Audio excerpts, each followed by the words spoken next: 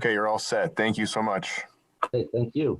All right, good evening. Welcome to the regular meeting of the Orange Board of Finance. It's Monday, January 25th. Call the meeting to order at 7:01 p.m. in accordance with Governor Lamont's Executive Order 7B regarding the COVID-19 pandemic. This meeting will be held remotely with no in-person attendance.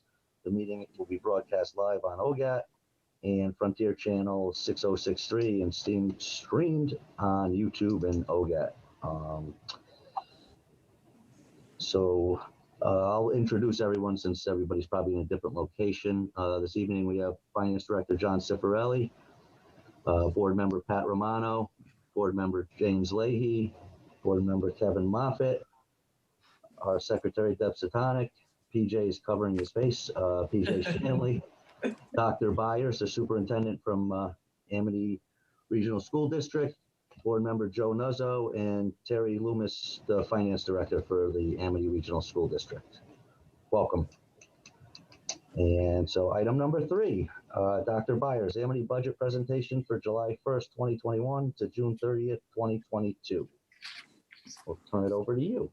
Well, thank you. Thank you for having me here this evening, and I will share my screen and start the presentation.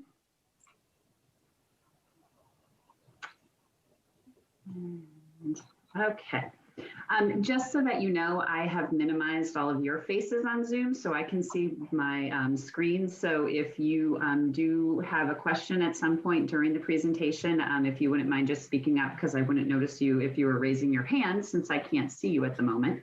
But I will put your faces back on once the presentation is finished.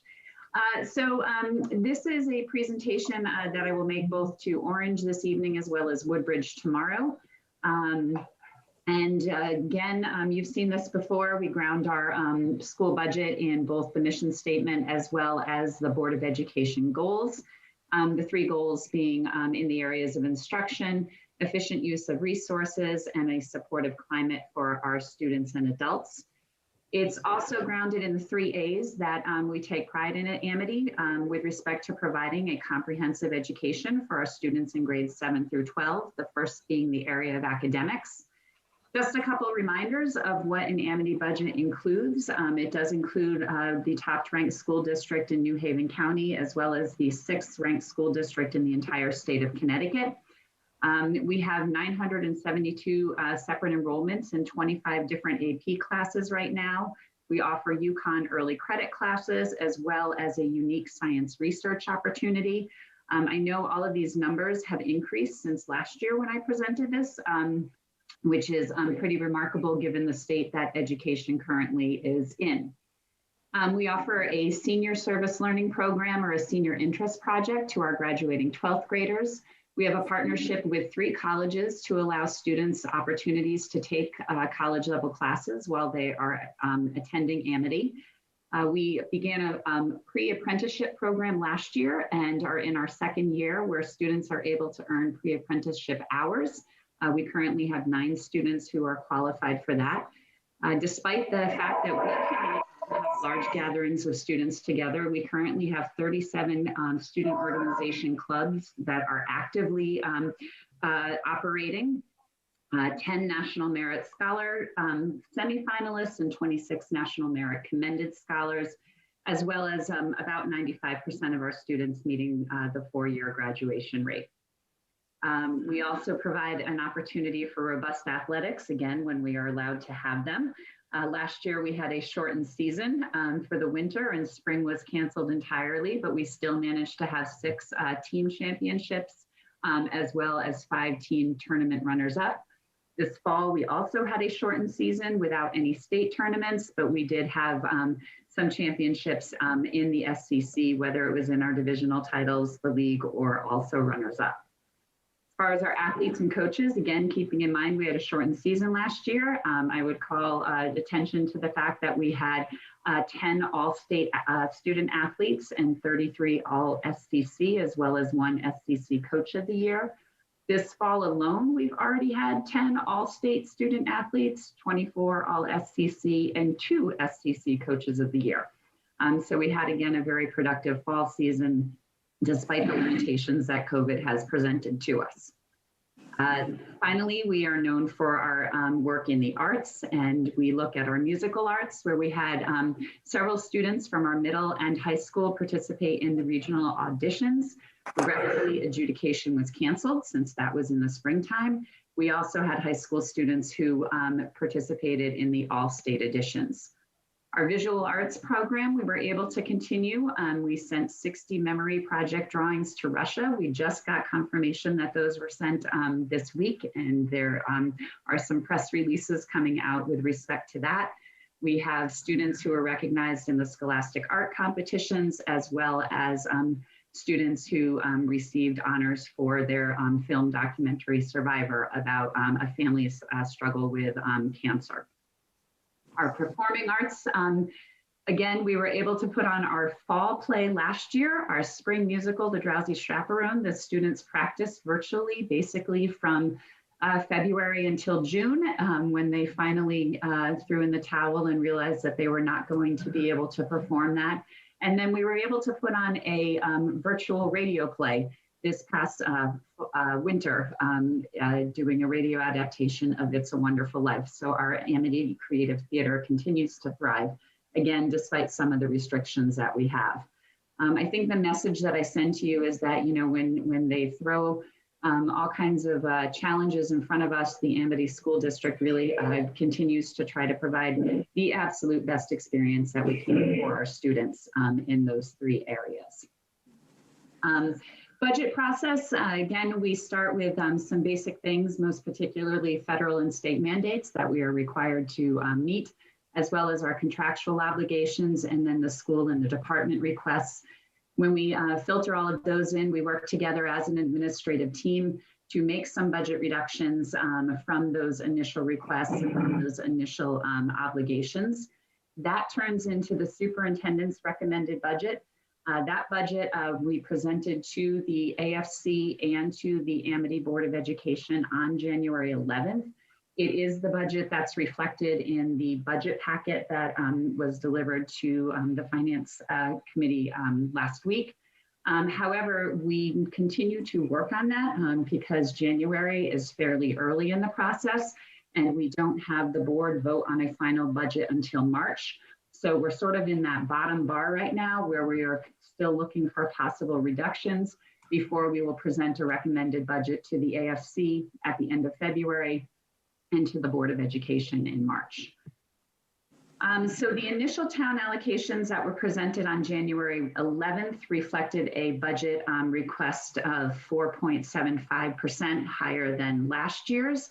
And we will try to walk you through some of the primary budget drivers that are making that 4.75%. Just a reminder that typically 2/3 of our budget is connected to the salaries and benefits of the employees.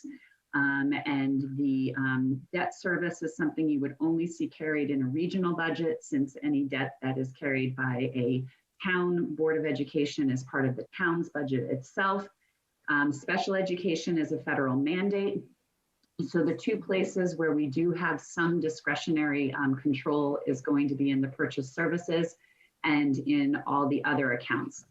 Not all of the purchase services have discretionary control, since they include things like fuel or paying our water bill or our electricity bill, which we absolutely still have to do. The contractual increases, they pretty much have stayed consistently for the past 5 years at around 2.5%. What that means is when you have a budget that is lower than those contractual increases, we are making adjustments in that other 1/3 of the pie. Last year was the first year where we actually had a budget where the contract and the budget itself were sort of right on par with each other, which meant we didn't have to do significant changes to the instructional programming. Obviously, right now, the budget as it currently is being presented is higher than the contractual increases for a couple of reasons. 5 primary budget drivers that we have. The most significant one is our pupil services impact. And again, this is representing special education services. And the first line, AR versus State Board of Education, is a recent court ruling that impacted school districts starting in this school year. And what it essentially said is, we have been required to provide education for students up to the age of 21. The way the state of Connecticut had interpreted that is, if that students would exit special education in June, typical graduation time of the year before they turned 21. So what that meant is, if I had a birthday in, say, January, I would have stopped my services last June, because that was June of the year before I turned 21. The recent court ruling said that we are required and obligated to provide special education services up until the day before the student turns age 22. What it's effectively done is add, in some cases, almost a full additional year of special education services to our most impacted and high needs students. These are students who are often in out-of-district placements, or who may have additional services that require additional funding. So the fiscal impact of this court ruling on the Amity budget next year alone is $500,000. It is not something that we can make adjustments to. It is something we are mandated by law to provide.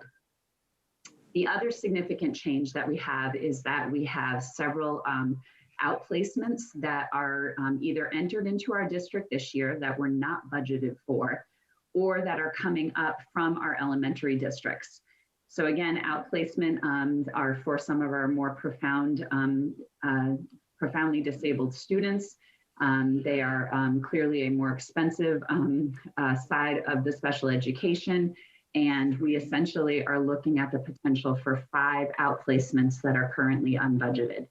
So all told, the special education cost totals probably slightly more than 2% of the overall budget increase. Now, we do have a strategy to try to address this.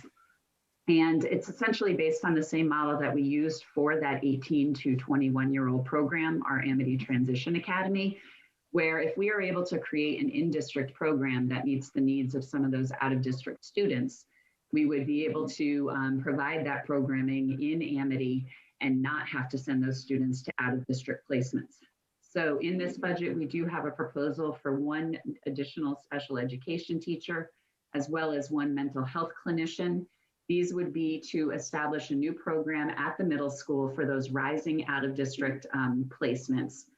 The total cost of the in-district program is about $167,000.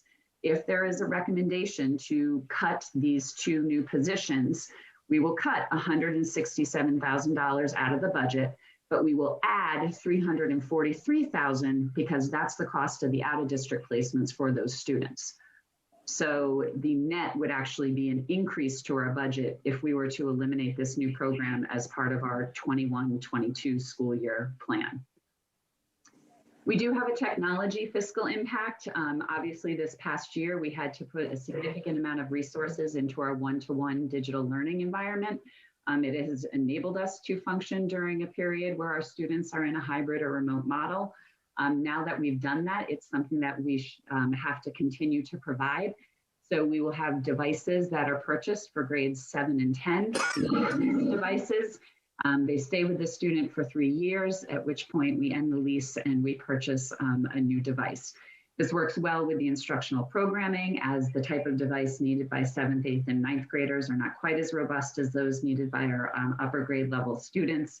And they come with some additional peripherals that we need to provide in order to keep the devices safe and usable. The other thing we've seen is a significant change in the staff requests for software for teaching with a one-to-one environment. Again, something that's pretty much helped us to maintain quality education throughout this year, and likely will be needed moving forward into next year as well. Our textbook fiscal impact really is a result of the budgeting reductions that we took last year. So in the current year budget, our initial textbook request was about $269,000. In order to reduce this current year's budget, we took $150,000 and used end of year money to purchase textbooks. We moved 1 set of textbooks to the 21-22 school year, And our final budget request for 2021 was $63,000. What that means is that when we're looking at next year's budget, the request of $243,000 is pretty much in line with the forecasted textbook plan of $240,000. It represents, though, a $180,000 increase from this year to next year because we reduced the textbook line to reduce this year's budget. Overall, we are not, the only new additional personnel that we are looking for outside of that special education program is a 0.4 math teacher. That is at the high school. That is offset to some degree by a 0.45 job coach that is moving into grant funding related to special education. We also have our capital improvement plan. If you notice, there are 3 items on here that were, again, included in the 2021 budget that were reduced in order to bring the 2021 budget down. So it's the drainage at the AMSO athletic fields, Siemens control upgrades for outdated system, and then the repairs or renovations or removal of the 2 modular classrooms at AMSB.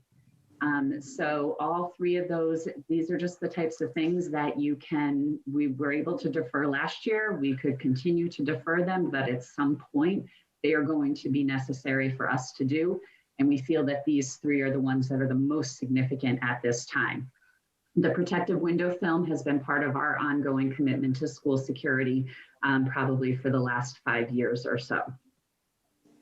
Our debt service, which you will find in the budget package, does include the new bond that was approved last December for the renovations at the athletic stadium, as well as to the updates for the buildings and grounds, primarily at the high school. We also want to make sure that all of our boards of finance are aware that the superintendent can present to AFC and the Board of Education the appropriation of 1% of the 2021 operating budget into the capital and non-recurring fund for future capital items. That is the maximum that is currently allowed by state statute. I do know that the state legislature is going to be taking up the issue of having that 1% increased to 2% for regional school districts. 2% is what is currently allowed for town school districts. It's my understanding it was an oversight in the statute that they did not increase that for regional school districts, and it's something that would be addressed this session. So overall, when we started, our first go round at the budget was around 7%. We obviously had some discussions and made reductions in requests and bringing it down just a little bit under 6. And then we had some further discussions with the administrative team to get to the 4.75 increase that is in the budget book, and that was presented back in January, early January. Overall, about a $1.1 million reduction. However, since January 11th, when this was presented to AFC and the Board of Education, we have made a couple more budget adjustments. We did get our fuel bid price, and that was $44,000 less than what we had anticipated. Most significantly, we had 2 contracts that were being negotiated as we were building the budget. Both of these were ratified in early January, one by the administrative assistants, and the other more significant one by the teachers, representing a reduction of $16,000 and $464,000 from the budget. So altogether, we have had a total of $524,000 reduced from that original proposal, bringing the 4.75 down to 3.72%. And so when you look at the town allocations at this time, again, they are based on our student enrollment, and you can see that there are some changes in Bethany and Orange where that enrollment is going down. Woodbridge enrollment is going up. Currently, the 3.72 allocations work out to an increase of 2.87 in particular for Orange. Additionally, last week, the entire administrative team met on January 20th. We have identified additional reductions that will be presented to the Board of Education on February 8th. And we will look to schedule our final AFC finance meeting at the end of February, when we hope to have some additional information with respect to insurance at that time. So that is where we currently sit with the budget. I know that you would love to have a final number, but I was also encouraged to come to the boards of finance early. So we are here fairly early in the process. We still have about another 6 weeks to work on this, and we'll continue to look for some places where we were able to bring the budget to something that we find more reasonable. And that is it. Have a couple slides I might want to present at some point to everybody. But I have a couple of specific questions, Jen, if we could. You mentioned that town, that 1%, the legislature thinking about 2%, which turns out to be over $500,000 each 1% for Amity. Then you mentioned, just like the town school districts have. And this is an open question, John Cifarelli or Kevin or anybody. That's the first time I've been hearing about that regarding the Orange Board of Education. Have I been missing something here? That was a reference to the statute. So any town school district currently at the end of the year can appropriate up to 2% of the prior year's budget to a capital non-recurring account. Right, That's always been on statute. The change has been the percentage. And again, they went from 1% to 2%, I believe it was 2 years ago. And then, and like I said, there was an oversight in including the regional school districts in that statute. I appreciate that feedback. What I'm really asking is this: does it happen in Orange? And I'm not really asking you, Jen, because you don't. No, I have no idea. But that's why I was asking Kevin or John, or if we don't know, or tell me I'm missing it, I'm getting young. Yeah. Tell me whatever you want. But that it kind of, as I was listening to that, I said, have I missed something here? Jim, that doesn't happen in Orange. They don't have any. They spend their entire budget. Right, but they don't have 1% for facilities in their budget. Well, my understanding is they have to have a surplus to be able to get that 1%. In other words, Amity gets that 1% from money they don't spend during the year. Orange Board of Ed spends every dime just about that they get. Right.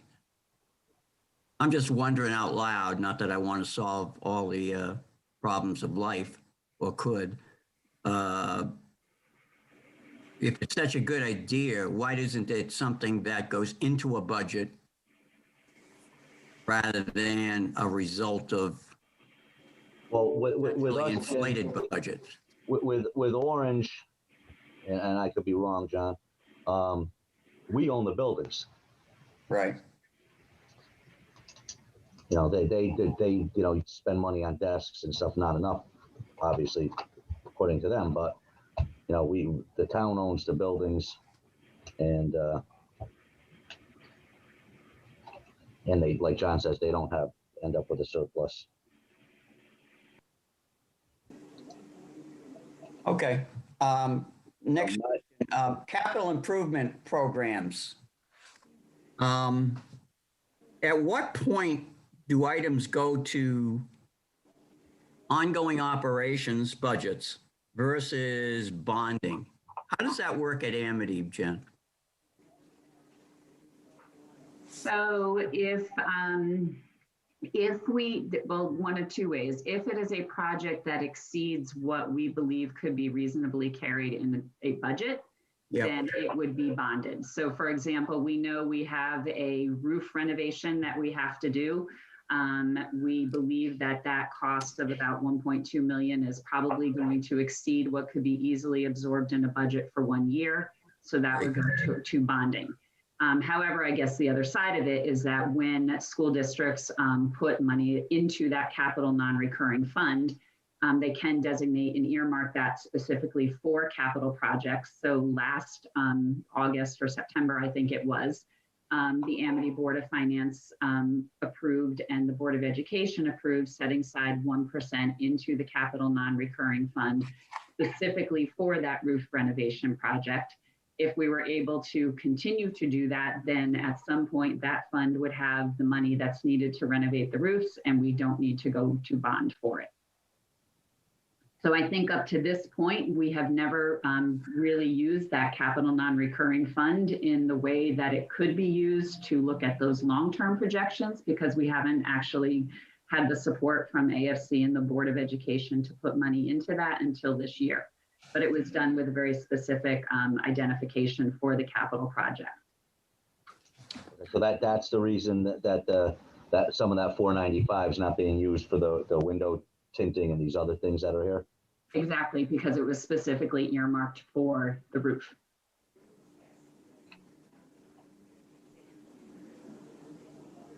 A quick one, Jen. What was you mentioned the teachers ratified a contract. What was the the rate of increase? So I believe, and Terry may be able to correct me, I think the overall contract for the 3 years is 8.57. The state average was 8.53.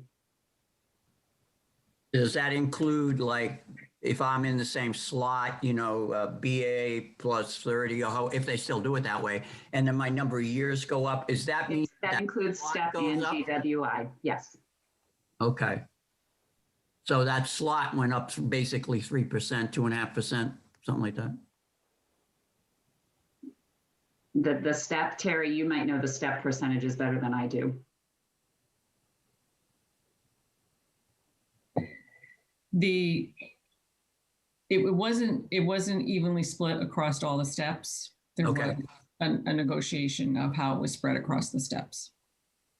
But when we talk about an average of increases, and I'll just throw out there 2.7 as an average, because you got to get to 8.57 somehow. It's a little under 3 for sure, for 3 years, right? And then there would be the compound in there somehow. Let Excel figure it out.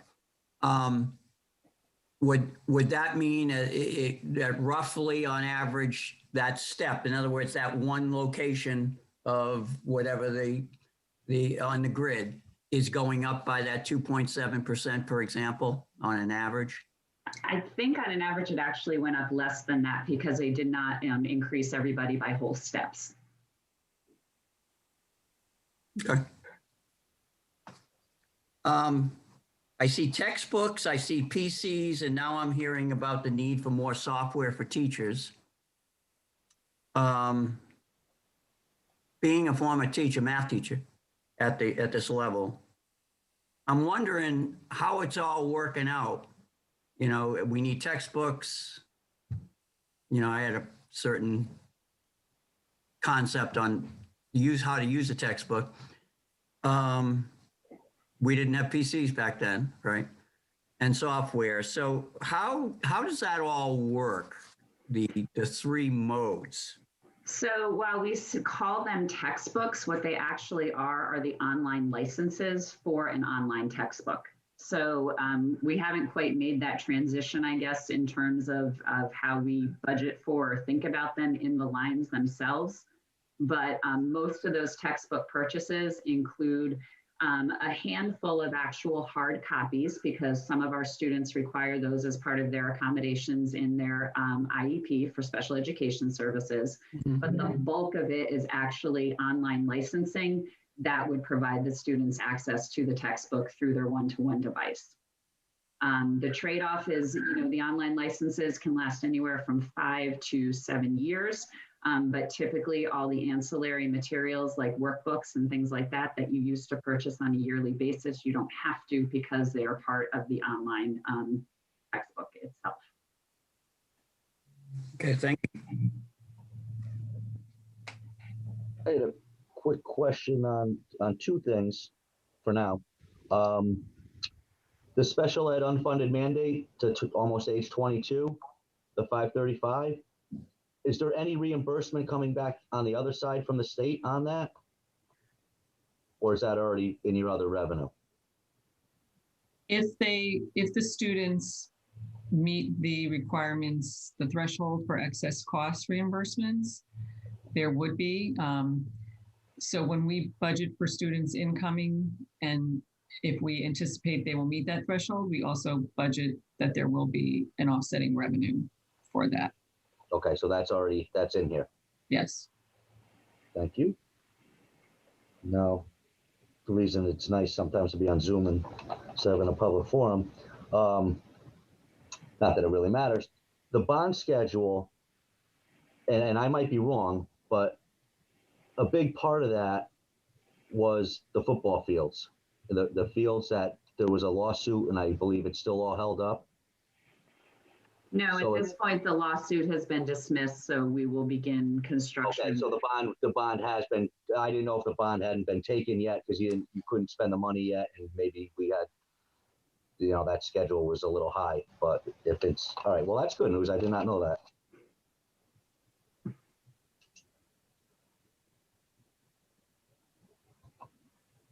I'm going to jump in with a quick question. Dr. Byers, thank you for your time. I thought you did a great job on your presentation per usual. With regard to the capital improvements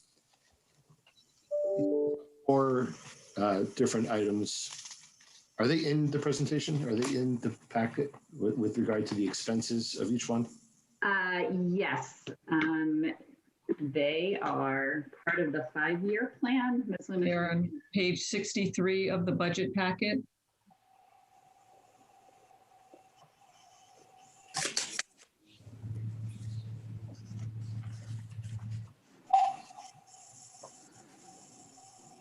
Yes, they start on page 63. They'll be divided out over the location, but 63 to 64. So about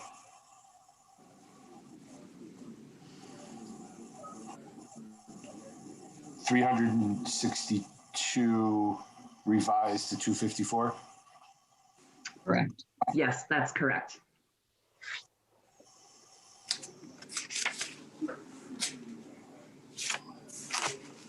And the revised, I guess, is our anticipation of doing some of these with end of year funds from this current year budget or not needing them. Like sometimes we don't need the sidewalk repair if we don't get any snow and the snow plows don't damage it all. Right. Okay. Okay, thank you. You're welcome.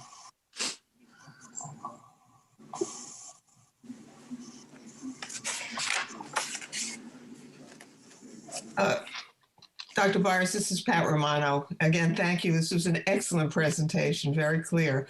My question is, and the thing that I have been looking at is the, what I would call the cost per student. What has that gone down to with the change in figures?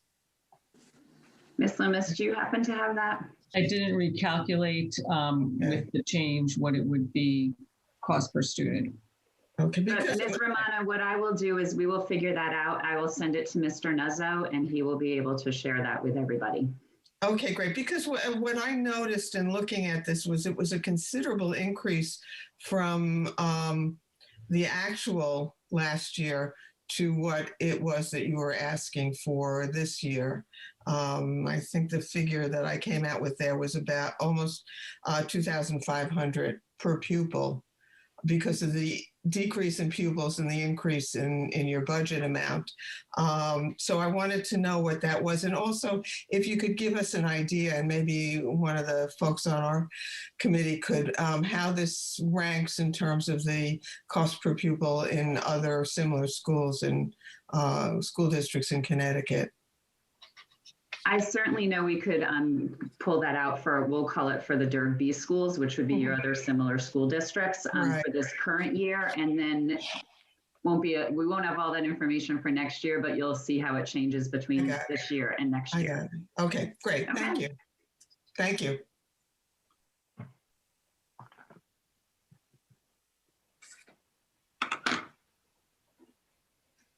Kevin and team, I put together some slides, a couple of which you've seen before.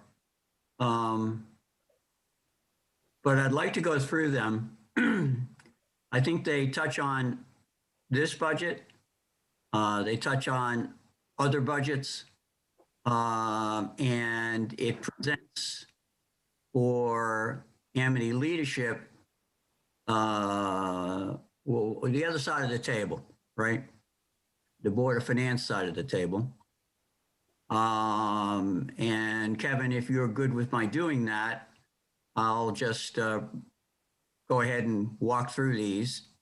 If this is a good time to do that, Kevin. Yes, sir. Okay, fine. Let me make sure I remember how to Share the screen. do the sharing a screen. Tell me if you can see my screen. Have a big yellow V7 on it. I don't know. Yep. There. I agree with PJ and Pat, and I think the rest of the team on the fluidity of Dr. Byers' presentation, the thoroughness of the document that has become almost standard work, I would say, at Amity over the years. And hat tip to both Jen and particularly Barbara Terry and staff over there for doing that. And with that in mind, I'll just share with all of you these slides and my thoughts. I'm showing you what the surplus is from fiscal year 19 and 20, and there's a reason for that. And I'll just briefly go into it. I think the team here, the Board of Finance, have seen it. Terry, you've certainly seen it. And there's some comments down below that were just my comments, trying to track down as I went through the Excel documents what exactly was going on month to month. What happened last year, there was a special year. We all know that 2020, hopefully 2021 won't be any worse. But these were what was called end of year EOY purchases from the fiscal year 19 and 20. Now there are 10 categories. You can see them on the inside the slide that's inside this slide.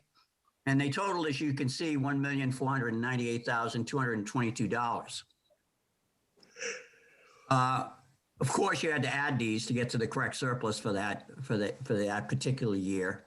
And I may be off by a number or two here and there. So Terry, I'll be happy to be edited afterwards. And as you can see, as you look at these numbers, for example, the first one, it says that we spent money on items cut from the fiscal year 2021 budget. And one of the problems that occurs for me is that when I say to myself, oh, we had a 2.49% increase, but we also spent money on items that we had taken out of that budget to get down to the 2.49. I get the feeling that that 2.49 budget to budget increase was actually higher than that. Another one that last year, and I'm pretty sure the Amity Finance Committee did, Amity Finance Committee did not approve of it, the Amity Board of Education did, was the medical reserve, raising that from 25% to 30%. We in the Orange Board of Board of Finance had contacted people who do this for a living, and their recommendation was that you needed only 15%. In any event, you can see that $229,311 out of this, what turns out to be the surplus, and part of this $1,498,223, that raised it from 25% to 30%, which told me that if it's $229,000 for 5%, then 25% has 5 times that. So it seems like there's $1.1 million in the medical reserve account. And as we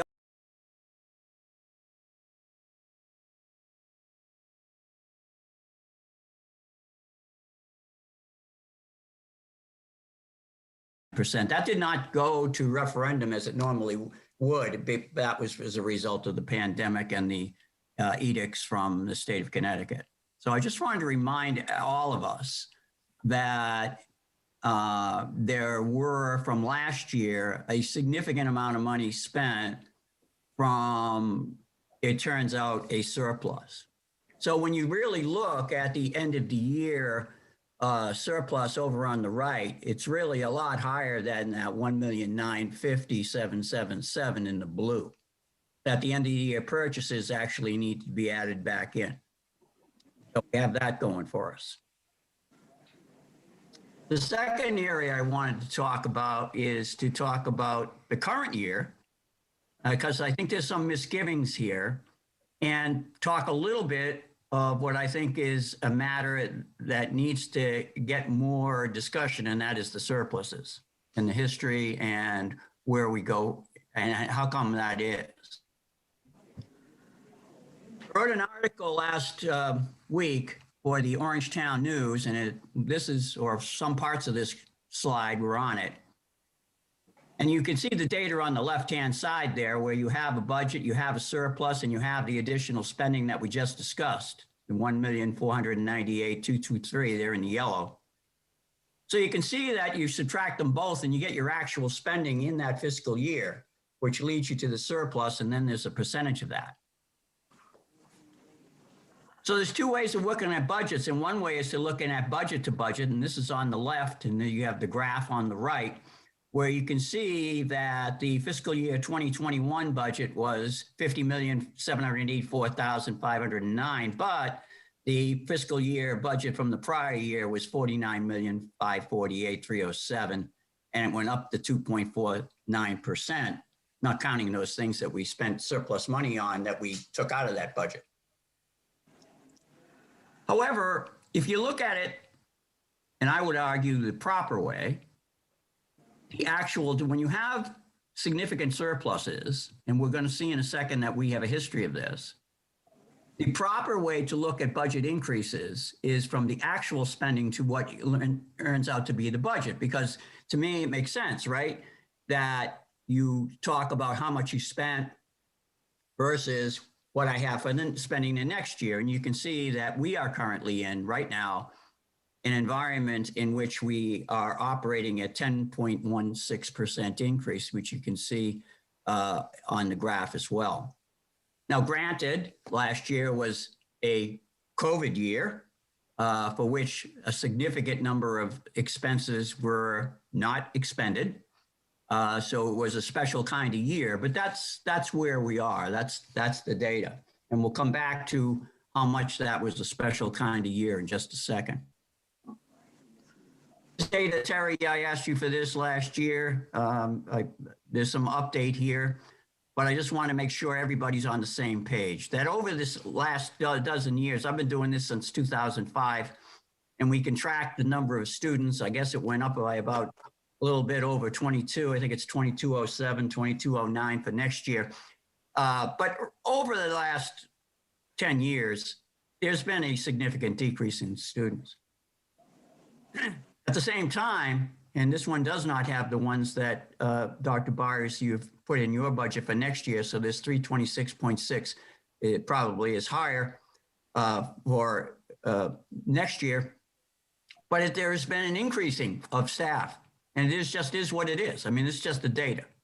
So we have decreasing students, we have increasing staff. So as a result, you can see if you did some kind of staff per student ratio, it's a significant decline.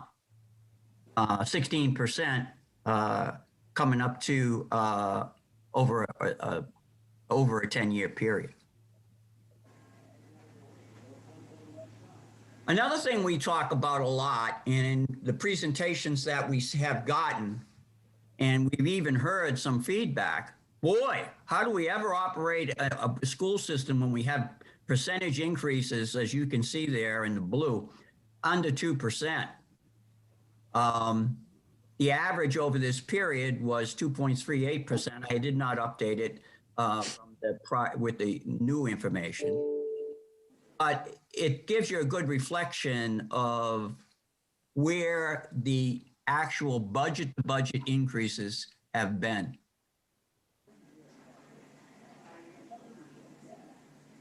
Despite those small percentage increases, some say, we have averaged a surplus of over $1.5 million from 2005, 2006 to just last year. That's a 14-year period.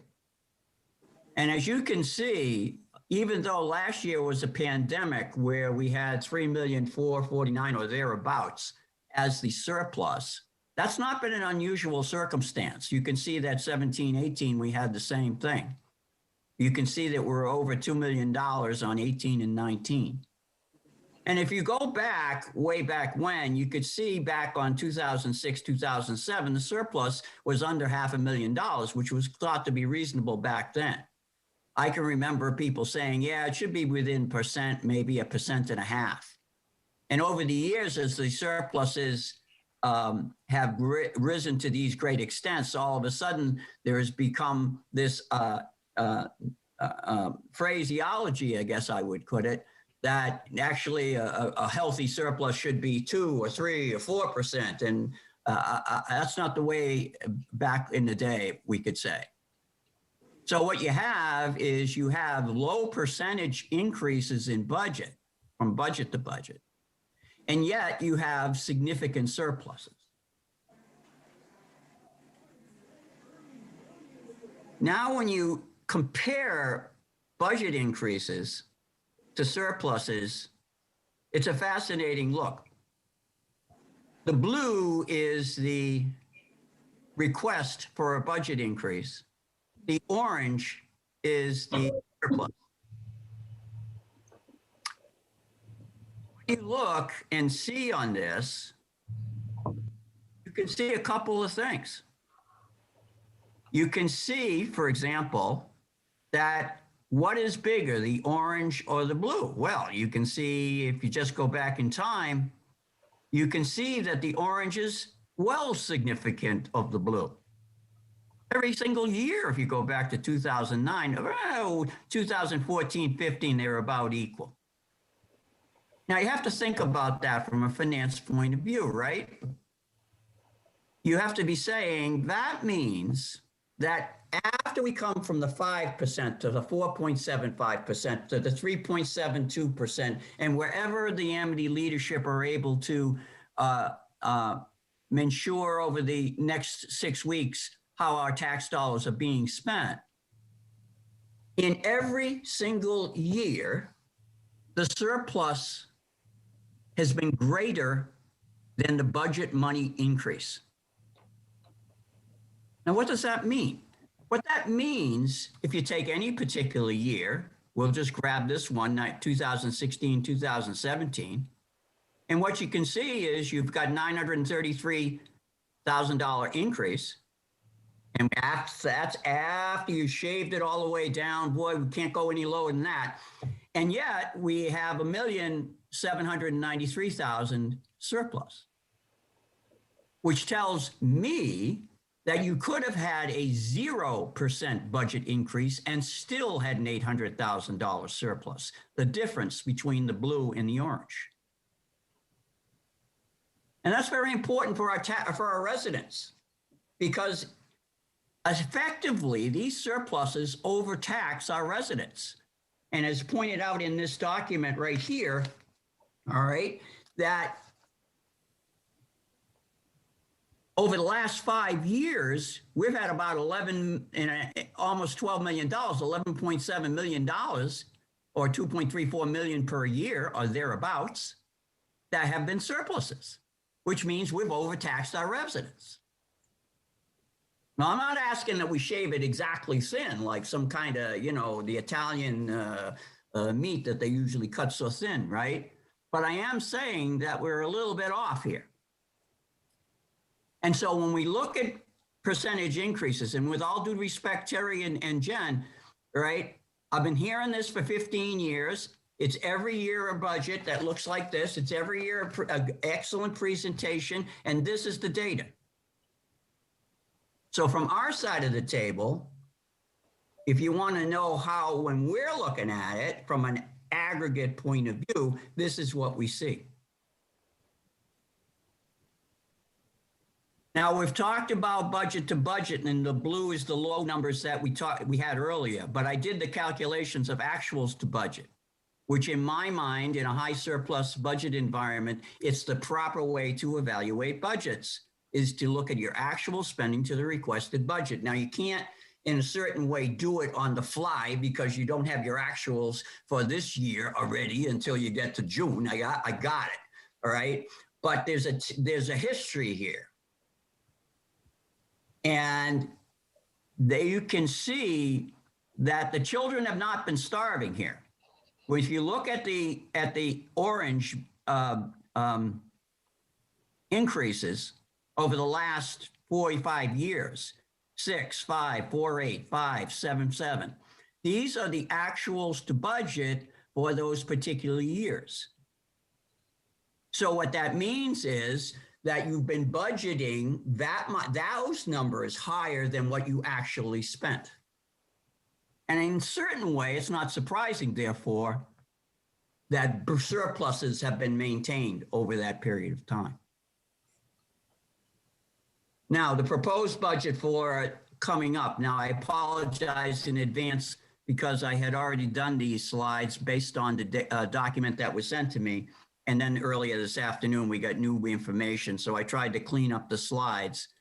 So it may well be, for example, Terry and Jen, that as you look at numbers here, the 52,671,946, I think is what the 3.72% is.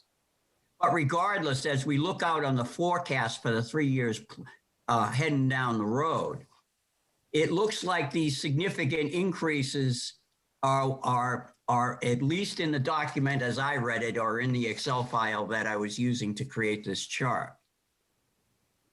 And that, as you can see, although it may not be as valid at this point, given that the adjustment has been made, the first adjustment has been made on 21-22, that it is a significant amount of increase and a significant percentage increase over a 4-year period. I just happened to throw this document in because that was, I thought, an easy one in case someone had, and I know your adjustment has, one of the major adjustments has been made. I put the list that I received from earlier from Jen's more recent presentation that she presented tonight, that these changes are not yet reflected in this document. I created this slide earlier today.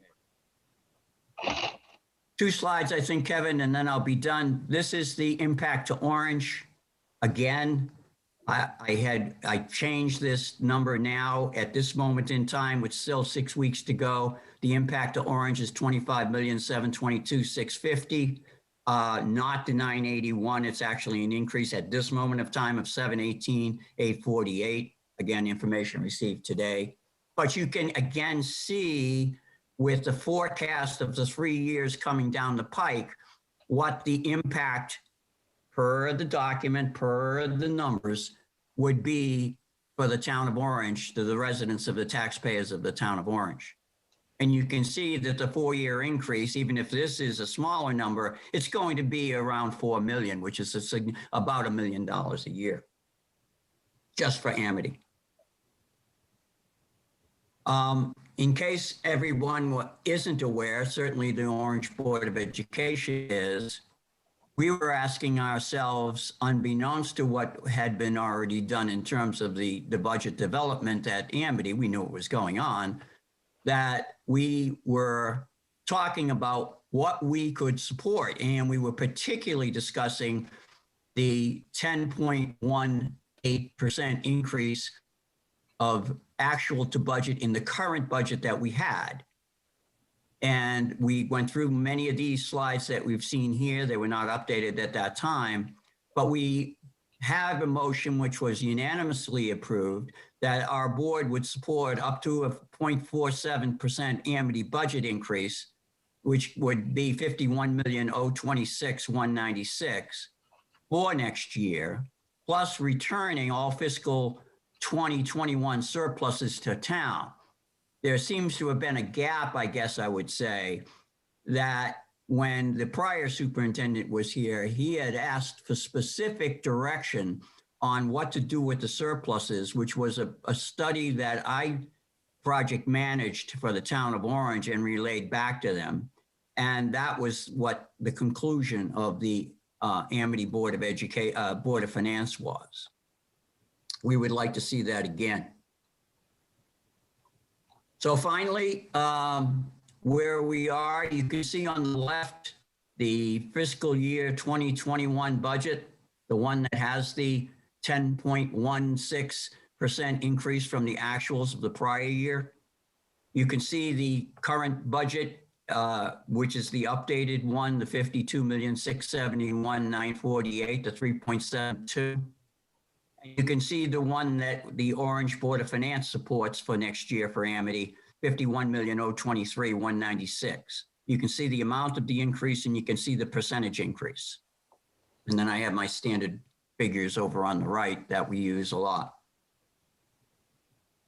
And finally, in this document that we have gotten that I distributed to everybody's mailbox on Friday after getting it from Jen and Terry, it clearly says on page 22 and in other places, I think that there may have been something on the page you just mentioned, PJ, that there's a plan where the surplus available, and where history kind of suggests that it will be, to use that surplus for things.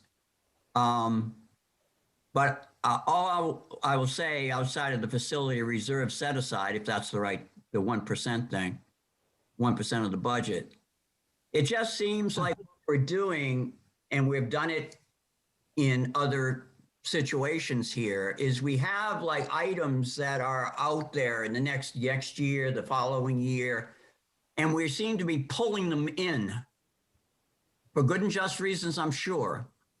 But if we look upon this as the way do departmental planning in any organization, if that's your plan, then it should remain in that particular year. And then the opportunity with the surplus, you drag it in and just spend it. It just seems like that's not with the spirit of what we had talked about with the prior superintendent. And it just almost seems like a habit that if there's money available, let's just pull this money in rather than spending it in the proper year. That's just the sense that I get. But in any event, this is on page 22, and there are other places in the document as well that have stated that we have some needs. We would like to propose them, and I think it's, I don't know if it's September or August. At one point, I think I saw August meeting of the AFC. Another point, I think I read September, where this would come to a head of making a decision. So those are the slides. I'll be happy to answer any questions. This is not one of the slides for this, but I'm happy to answer any questions or just let everybody ask whatever other questions. Kevin, I'll throw it back to you and I'll get off. Does anybody have any questions on what Jim showed? Okay. Again, I appreciate the presentation and everything you've done and your hard work. I just want to share a couple of thoughts of my own. First off, I appreciate you bringing it down. Hopefully the next 6 weeks we can do even better.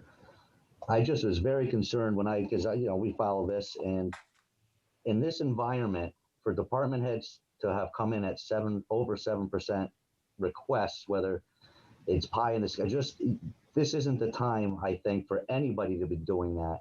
Where we sit as the town as of right now, we don't know what our other town budgets are, but we have to keep any tax increase as low as possible because of A, unemployment, but B, the things that we see at our town hall, where we have more taxpayers right now on installment plans than we've ever had.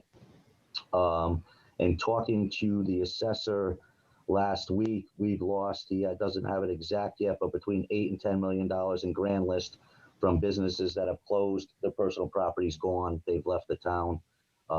Probably not coming back. Hopefully we can get those buildings refilled in the future, but for this year we're in now and our next grand list there, that is going to be dropped just on that alone.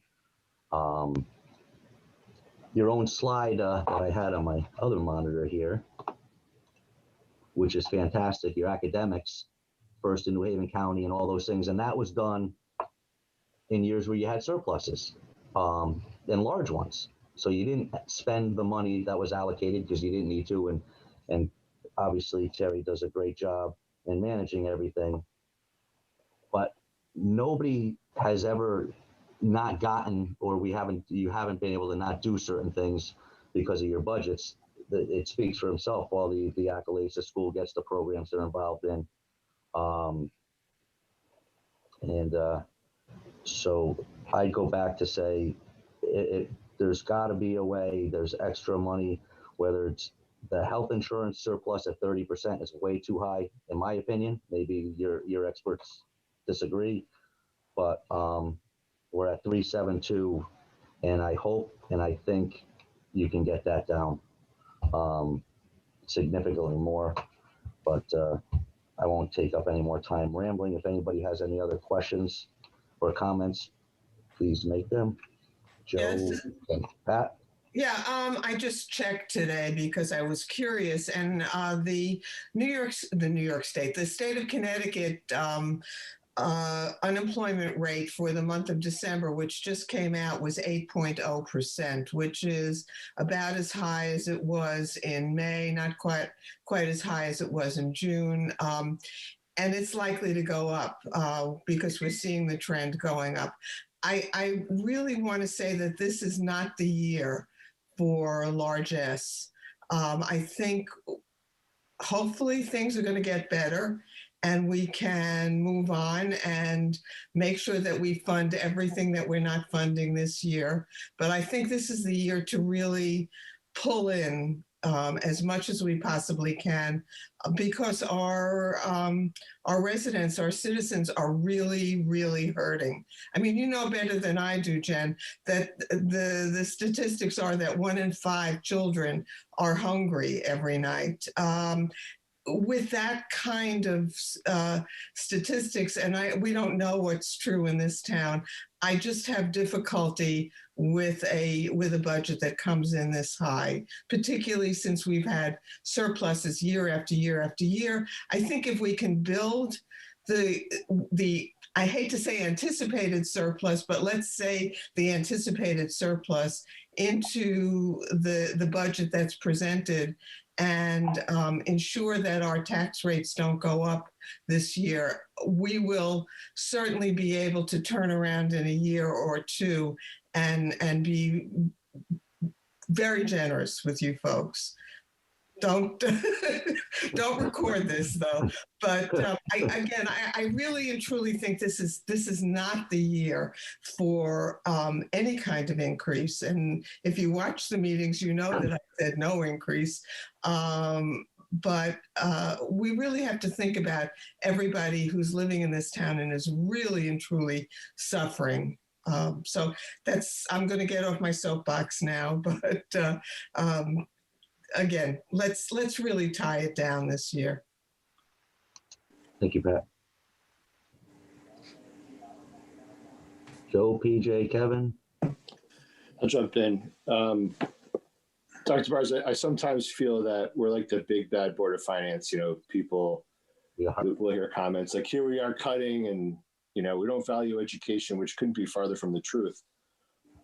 You know, Jim went into a lot of detail earlier with his presentation, but I just wanted to put out there the effects that the Amity budget has on our overall budget. So once the Amity budget is approved, we then, which is a third of our budget, we then have to go to our other departments, OBOE, Public Works, Police, and take from their piece of the pie to compensate for it. So I know sometimes we may, you know, appear as if we're being a little harsh with these budgets, but it's not some arbitrary measure. We're really looking at the overall big picture here when we come back and ask to try and cut as much as you can to make life that much easier for the rest of our budget. And I know you will, because you do a good job.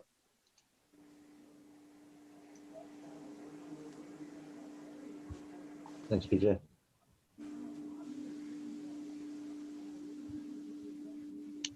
Anyone else? Kev, you want to speak, Kevin Moffett? And then I'll go. Just quickly, Joe. I mean, I think most of the points that we dwell on have already been covered by everybody already, and you guys do a great job. And you know, you're going to hear the same information from the other towns, because I'm sure they don't have the tax bases that we have, so they can't get it from as many sources as we do. But we're just kind of the first step in the process. But as Pat said so well, that you know, this is a year for us to really take a hard look at this and put tighten the belt as much as we can. You know, I think everybody else has covered that, and you know, I don't want to beat a dead horse, but that's you know, this is coming from all different directions, and you'll still hear it from the other two towns as well. That's it for me. Yeah, I agree, Kevin, and agree with the rest of us as well. And Jim, you always do a great job with the presentation. Thank you for that, and all your hard work. Appreciate it. I must say that I think as a Board of Finance, we were generous in approving the 0.47. Dr. Byers and Terry, I requested a 0% increase, so they were being very generous at 0.47. You've heard me speak before. I think the surpluses are there; they're real. I think there's some fundamental flaws in the budgeting process to have surpluses year after year with the amounts that they've been. And we are still putting out a very quality education. I mean, the Amity brand is strong. It always has been, always will be, and we will keep it that way. But I think it is a very tough year. You're hearing from Kevin about the town residents, which, you know, we're certainly an above average, upper middle class town here, and people are feeling the pinch of the pandemic. I think it's real. I think we have several more months to get through it, but just keep doing the best you can. I know you guys do a great job. I know the surpluses are there, but I think we have to tighten the belts a little bit tighter this year and continue doing what you do. So, but thanks for your efforts.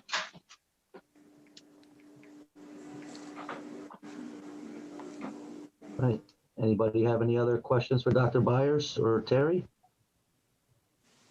Well, I just would like to take a minute and just thank you for listening tonight. I actually also appreciate being able to come earlier in the process to get feedback. It's a little bit harder to do this at the end of February when we have to bring it to the AFC by the end of February. So taking care of this meeting and hearing your input in January actually is far more helpful. So thank you for inviting us this evening and giving us this chance. Thank you very much for your presentation and spending time with us. Thank you, everyone. Thank you. Have a good night. We're not going to stay. Guys, feel free to stay and watch. It's so much more interesting after that. Bye. Bye-bye. Thank you.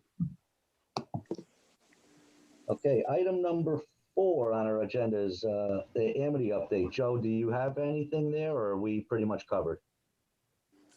You're on mute. I think we're good. Yeah, we're good.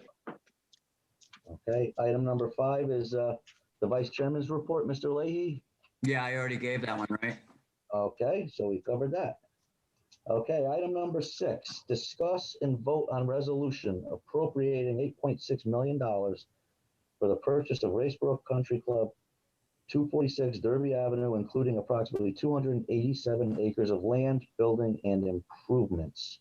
I will turn this over to John, I think. Okay.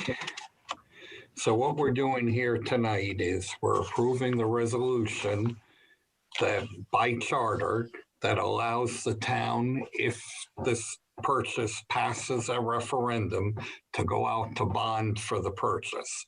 We're not agreeing to buy it here tonight. We're not agreeing not to buy it here tonight. Our job is just by charter to say the town has the ability to pay the for these bonds if the residents so approve. John, do you want me to throw that slide up or is that? Yeah, why don't you do that? All right, team and everybody at home. We ourselves have a lot of questions on this. But- There's been some confusion on this where some of the residents thought tonight was the night to ask their questions and get answers. There's going to be a special town meeting on February 2nd, which is a week from tomorrow night. It's going to be a Zoom meeting. All of the questions can be asked and answered there. This is just, again, to appropriate the spending of the $8.6 million for the bonds.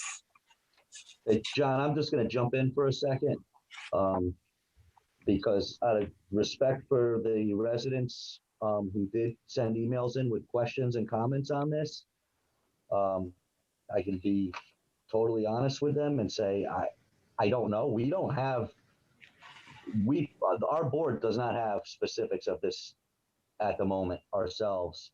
So it'd be premature to try to decipher and answer correctly because I know I can't answer these people correctly because I don't have the information. I don't have a copy of a contract.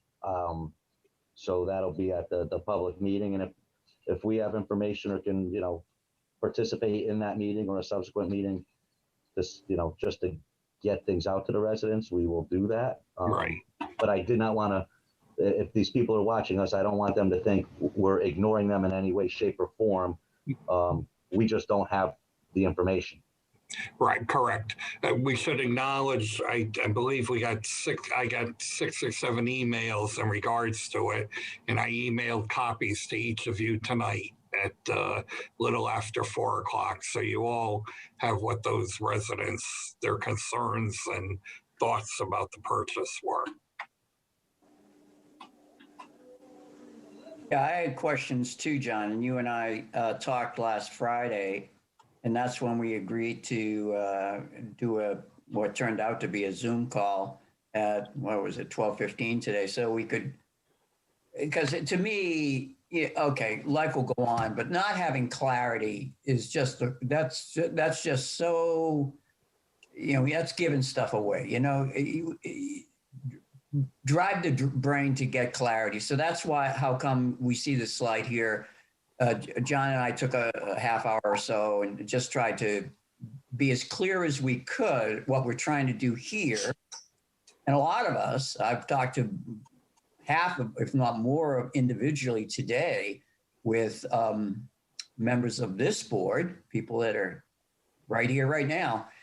And, we all have questions, well, we might think this, we might think that, but, little questions. And even when I got a letter in the mail explaining some things, where's this money coming from? All that. And then I heard, it's going to be less than 2%. Oh, okay. So then good news, it felt to me from a math point of view anyway. You can still disagree in whether you should or shouldn't. That's a different deal.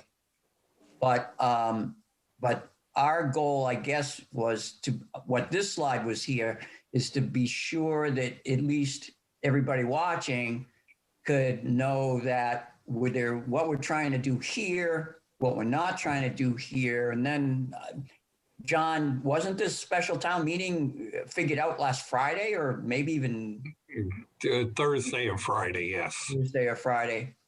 And I mean, I really hope that who's ever doing this, I mean, if there's that much interest, and it sure feels like there is, how is there a capacity limitation for that Zoom meeting? How are we going to process the Zoom meeting questions? I mean, if 10 people, 15, 20 people, how is that process going to be? It can be figured out. I mean, that's what I do. But one of the things I do, but I'm not saying I want to do it for this meeting. I'm just saying that needs to be thought through. And before getting on, because nothing will go worse than if people can be patient or not patient, but if we don't have good planning, we can do better than that. So as of right now, we have this meeting next Tuesday, right? Yep. from tomorrow? All right. Yes. We should be thinking at minimum, there'll be at least 100 people wanting to probably chime in. You know, we got to get it out there somehow on how, whatever. How do you get in? We'll probably have a lot of people that maybe are good at it, and a lot of people we should be catering to the people who are not so good at it. And by that I mean how to use Zoom, how to get in, all that. I think if we can be the best we can be, we should be thinking all that through prior to the actual sitting down and here we have 35 questions, we take them one at a time type of thing. Because a lot of times a question begets another question, and that's a process too. So, but we wanted to have this slide here tonight. I apologize, John, I'm going to shut up. So that people could understand what we're thinking and what we're trying to do tonight. The key thing will always be what happens from the vote on the 16th, if that's the day we're going to all vote.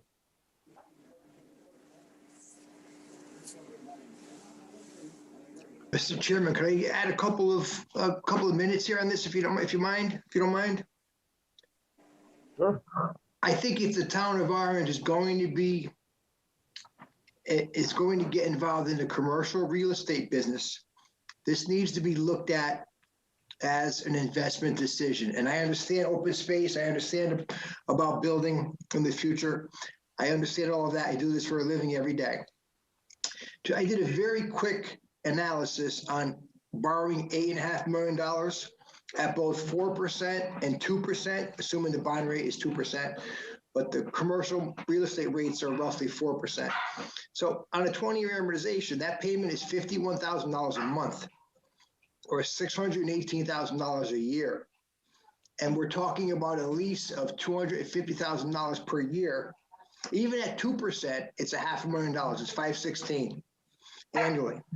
So with a lease of $250,000, we're losing money right off the bat.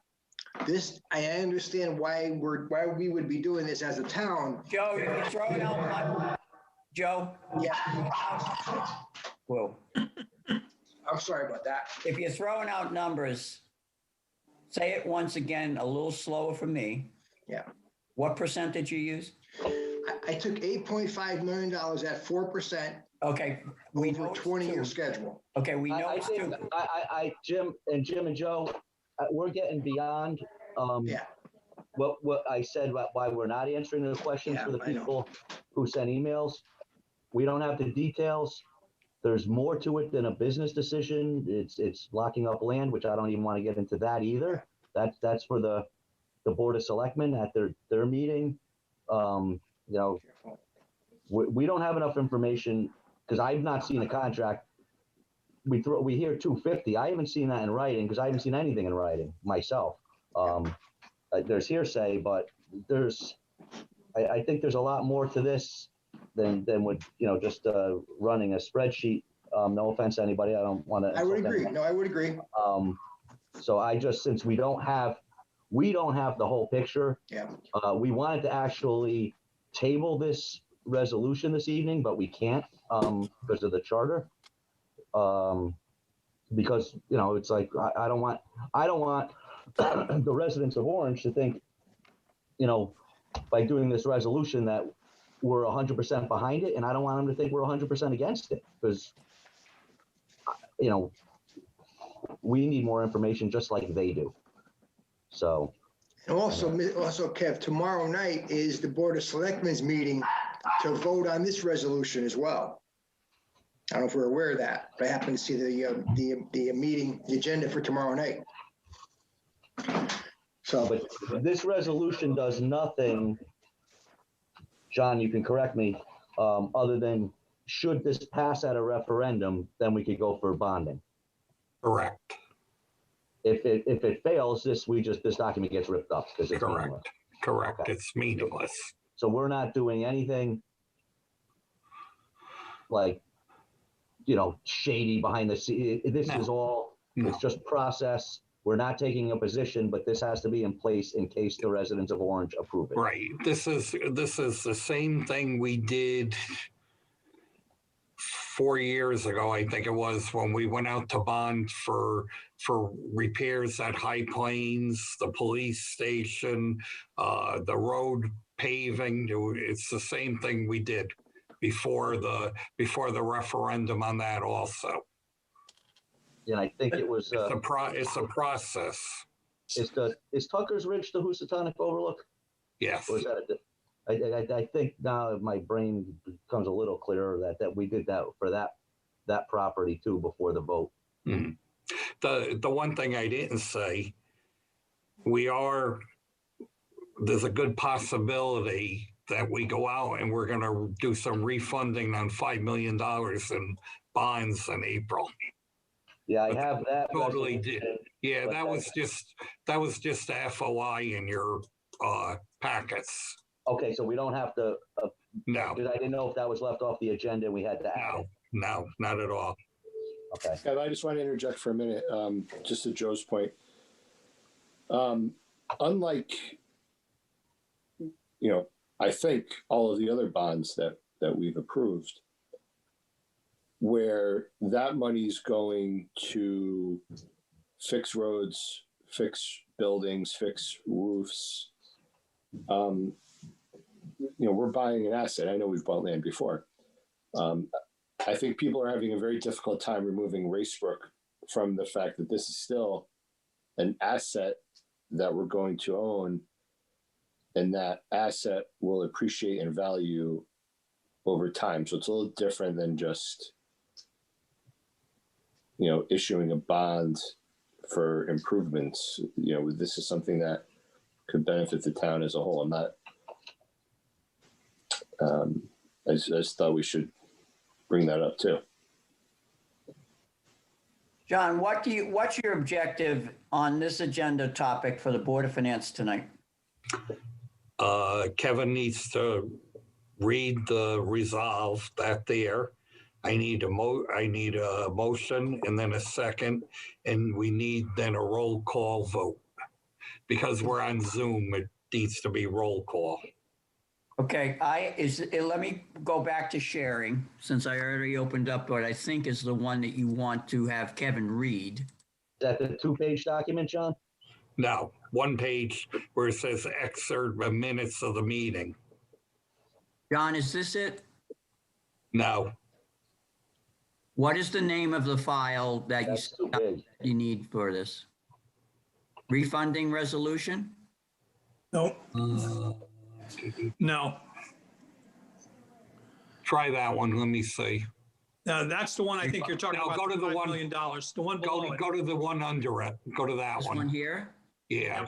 Okay, thank you. It's opening now. This one No, here? that's Yeah. Resolved? no, Kevin, that's the form that Kevin's got to sign. It was Okay. the first, it was But the first resolution's file. down below it. Yeah. No, but there's a separate resolution file. I think it's the Racebrook CC motion. Yes, it is. Oh yeah, try that one. No, the one above. Okay, John, just. How many Board of Finance members does it take to open an email? Okay, well, this is the one I The one have above, here. the one above that one. Yeah, it's above that one. This is much not smaller impressive file. at all. That one. There you go. This. That one. Yes. There you go. Mr. Houlihan. Okay, so now I've already filled out some of it just to get your names in. I didn't know who was coming and who wasn't coming tonight. Now, Kevin, if you want to, where it says Mr. Houlihan introduced and read the following resolution, you have to read that. And then somebody makes a motion and somebody seconds the motion, and then you do a roll call vote. Yeah, ayes or nays on it. Well, I much prefer this than the 2-page document that it would take me 10 minutes to read.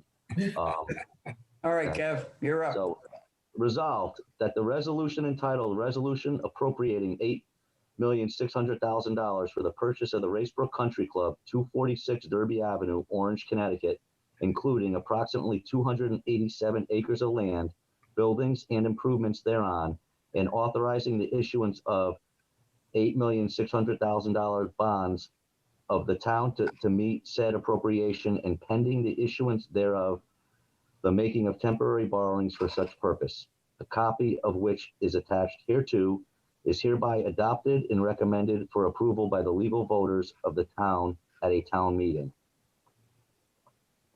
Is there a Okay, now motion? somebody has to I make that so motion. moved. So moved. Is there a second? I'll second it. Okay, now we'll have a roll call vote. Jim, Aye. Kevin, Aye. Pat, Aye. PJ, Aye. Joe, I guess even though I don't feel there's enough information to make this the resolution, I understand it. But I would say aye. Yeah, we need much more information before this decision gets made, for sure. and I vote aye. So it's unanimous.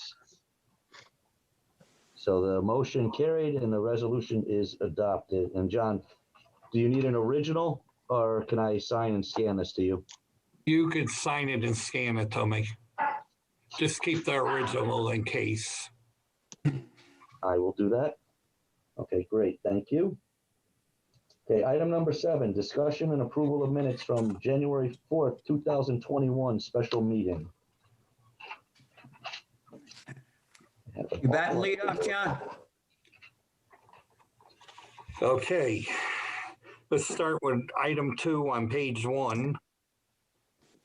I think we should identify that as Amity 2021-2022 preliminary budget. Okay, On page 2 Oh, at so the that top. says that the fiscal year is wrong here, John, is that correct? correct. No, Yes. just identify preliminary in front of budget. No, but we need to change the 20 to a 2, to a 22. Yeah, it says 2120 to 2020. So the 2020 is wrong. It's got to be 2022. Oh, up at the top. I didn't see Yeah. that. You're right. Yeah. Thank you. We don't want to go back to 2020 ever again. No. No, you're right about that. Talk about a violation. Oh, my God. Kiss that sucker goodbye a month ago. Okay, and then on the page, top of page 2, All right, let's stay together, John. All right, keep it fair. okay, where it says the second to last line there, extension to residents, that should be extension to some residents. Oh, right here. Okay. Right. Got That should say extension to some residents on their payment of taxes. So a tax increase at this time would be a hardship. rather than unfavorable. Yeah. Okay, thank you.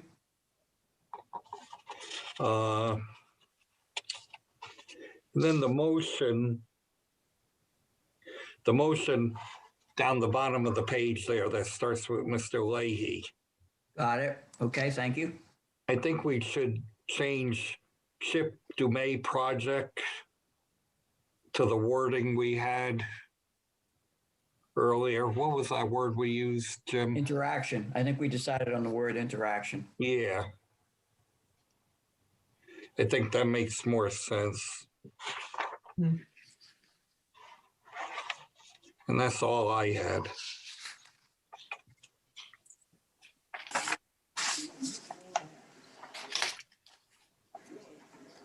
Anyone else? Curious, ECS by municipality over on number 5.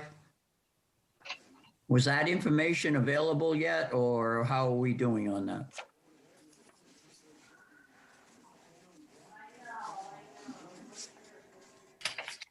I sent something out that night. Maybe I just sent it to PJ. I don't, but it was the older, there's not a current, there wasn't a current one available. There's not one for next year, There should be, Kevin? I think the governor's given his budget address the beginning of February 10th, I think it is. And that usually comes out right after that ECS pilot, Mohegan or Foxwood money, all that. LoSiP. Well, okay.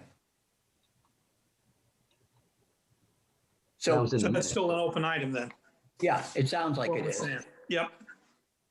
So it would be on our next steps list, or if it isn't, we'll put it on there for next time. I think, Kevin, you did send something out to I everybody sent after it the out to last meeting. everybody. Correct. I think it was the current year one you sent out. I did. I sent it out because I just found it.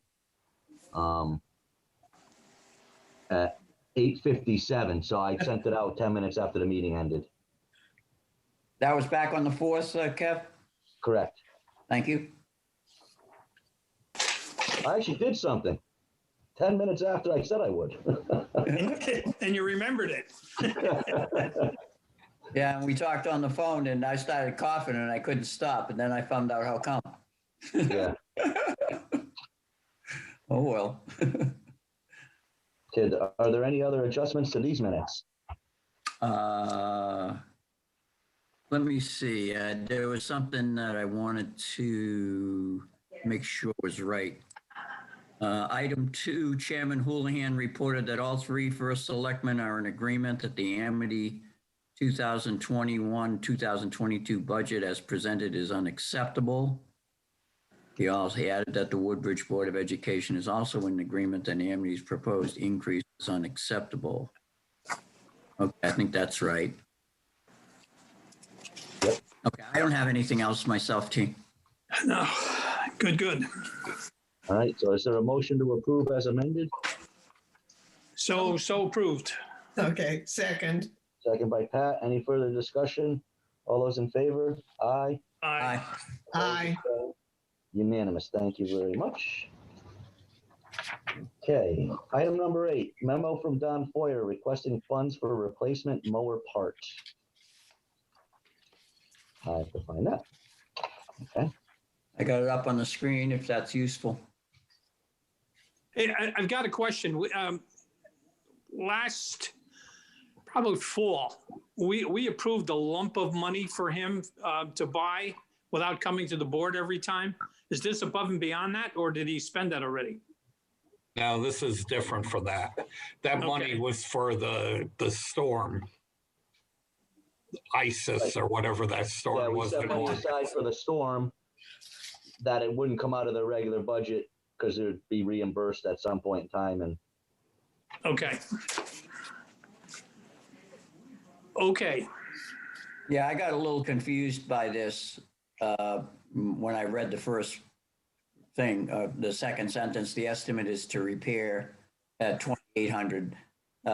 The cost of replacing the whole thing is $5,500. It turns out. Yeah, and when he said that it exhausted his budget for the year, I would say, wait a minute, because that was a pretty healthy chunk of change that we approved. No, that was only for the cost of the storm. Okay, all right, thank you. All right. So if you want to approve this, I have a couple of places where it could come out of in the current budget by just doing a transfer. The one spot on the expenses on page 19, if you want to look, we have a drug and alcohol action committee, and we had a coordinator, and she left, and we've now combined that job with the youth service administrator's job. So there's $16,000 in salary there. So we could take the $5,500 out of there. why wouldn't we? If it's definitely not going to be spent, John? No. Yeah, I would go for it then. I have another spot for you in the public works area, in the repair and maintenance area. Oh, you already had the sale, John. Yeah. I'd rather I'll let John speak in a second. I'd rather not touch their budget because. Well, you want to hear me out first, though, on that Okay. one.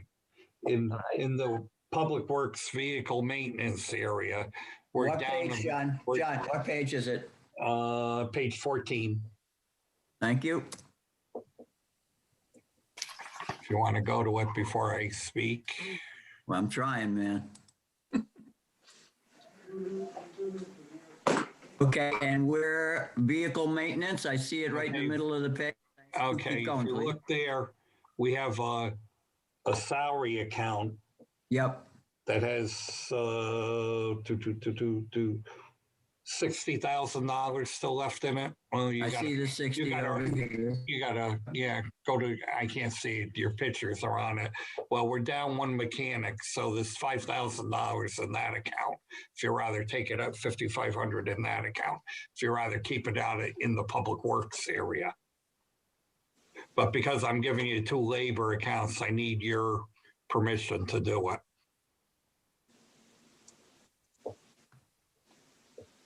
I don't have a preference, so I'm good with whoever might have a preference between the two. Yeah, if you keep it in the same area, it makes sense.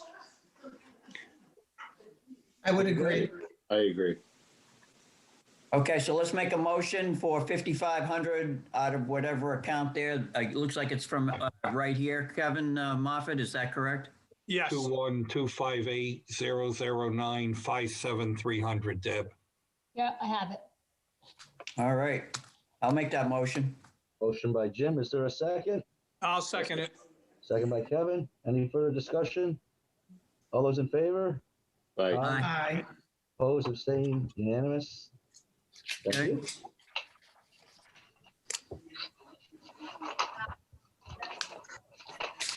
Okay, So many papers all over my desk now, I just lost my agenda. Here we go. oh, we have it right here, Kev. Revenue Item number expense, 9, yeah. to review revenue expense reports for 12/31/20.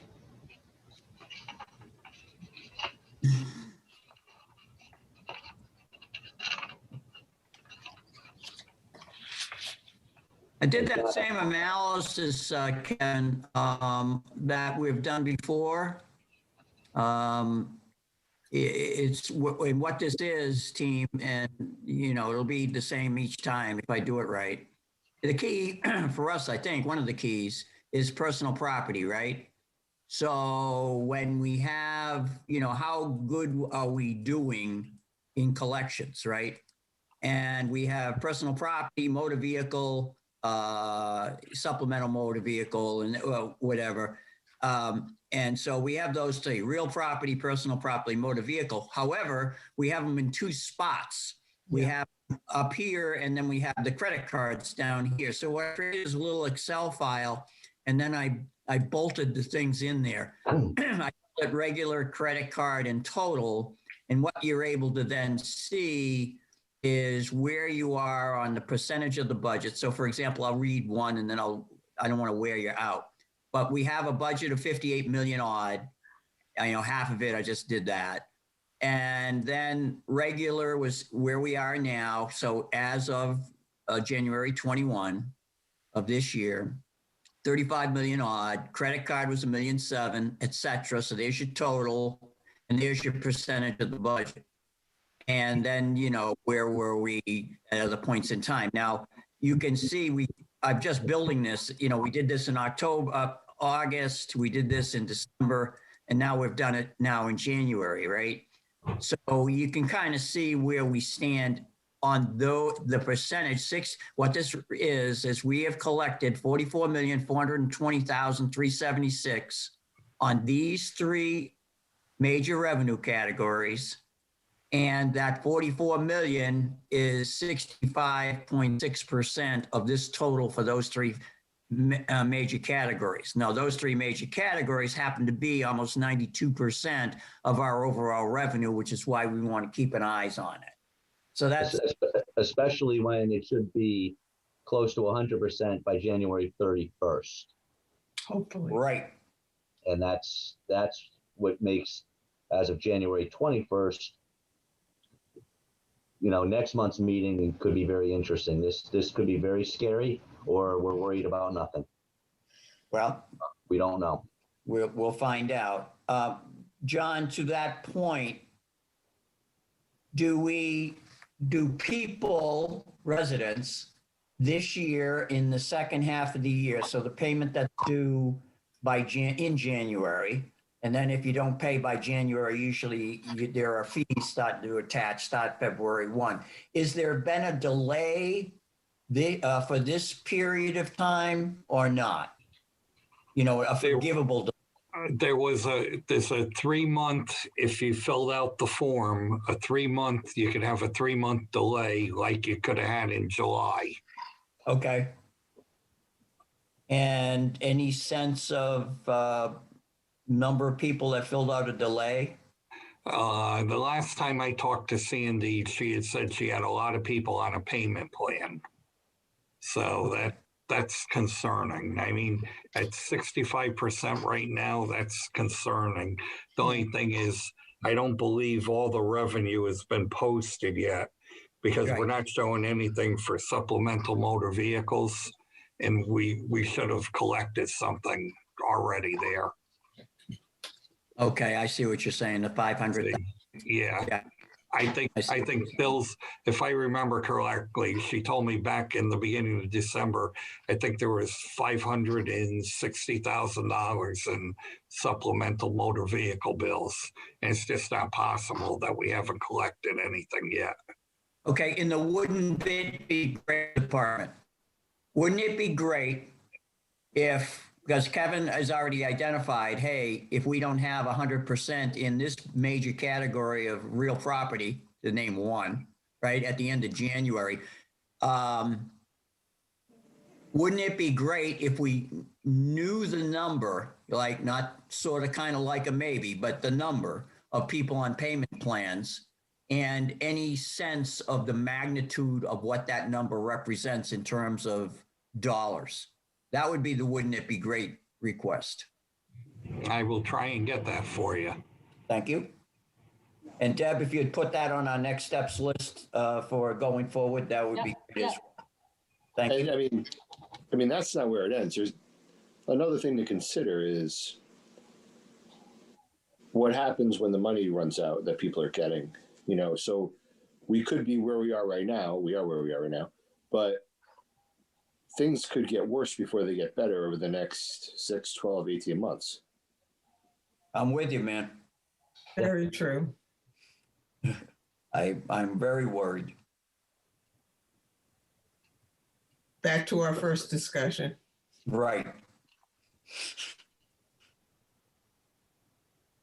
And for anybody who hasn't paid yet, as I said at the last meeting, because I paid them that day, $2 convenience fee, paid directly out of your checking account online through the Orange website.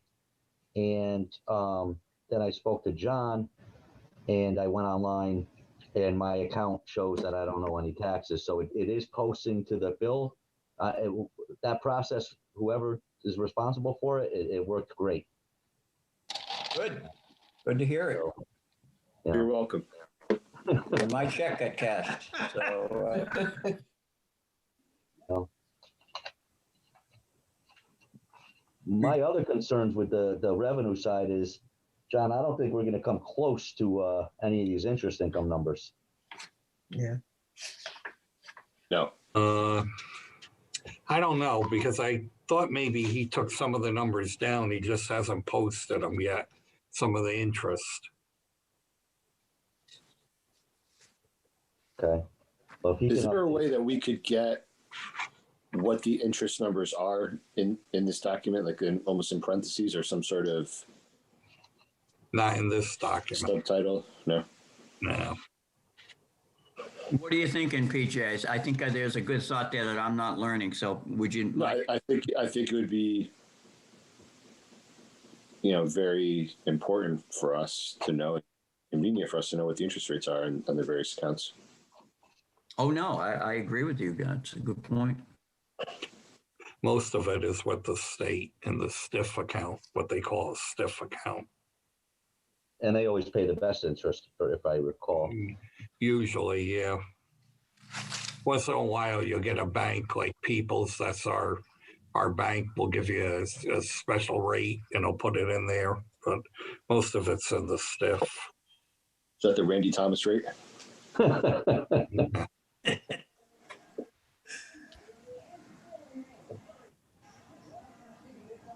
John, is there any worries that from your position you see in the revenue account, if I could just kind of, No, as I said when I was a member of the board, all the other stuff is pretty immaterial. You got to look at taxes. I yeah, mean, I don't think we're gonna get, probably not building permits, but you never know. Fees from the library, with the library being closed, you're probably not going to get them. yeah, Park and Rec, they're not charging for the pool, I don't believe right now. So you're not going to get some revenue that you normally get out of the pool. But those are all little things compared Yeah. to. compared They're to, going to add up to $500,000 though. Yeah, Yeah. they do. They do. But, and we said last year when we did this budget, we don't know. We put some fund balance in, but we really didn't know how much we were going to use. We said that because we had some residents saying we should use more. And we're like, well, we don't know because we didn't adjust the collection rate. And clearly, obviously, after we passed the budget, interest rates completely collapsed. We all thought, in May, what was it, May 24th, I think is when they reopened, outdoor dining, and I don't remember, was it 50% indoor capacity on May 24th when we started first coming out of this? We never thought, we'd be where we are right now. Right. Absolutely. John, have our cell tower one, is that been posted, or is there a time lag on that as well? And there's usually time lags. I don't believe that's a problem, though. Over the last few years, we have been losing antennas on the towers, as some of the cell companies have merged. Most recently, Sprint and T-Mobile, as they merge, some of those towers come off. They don't need them, and the technology's getting better where they're getting smaller and they're able to handle more calls per, I don't know what you want to call that, antenna. Got it. So when the leases come due, we got to go up. And they're actually fighting us on some of the leases too. They want to go lower. Of course. Surprise. Okay, other things, team, on side? Police and licensing. Ooh. Police insurance, police parking, state, and the grants. Boom, boom, boom.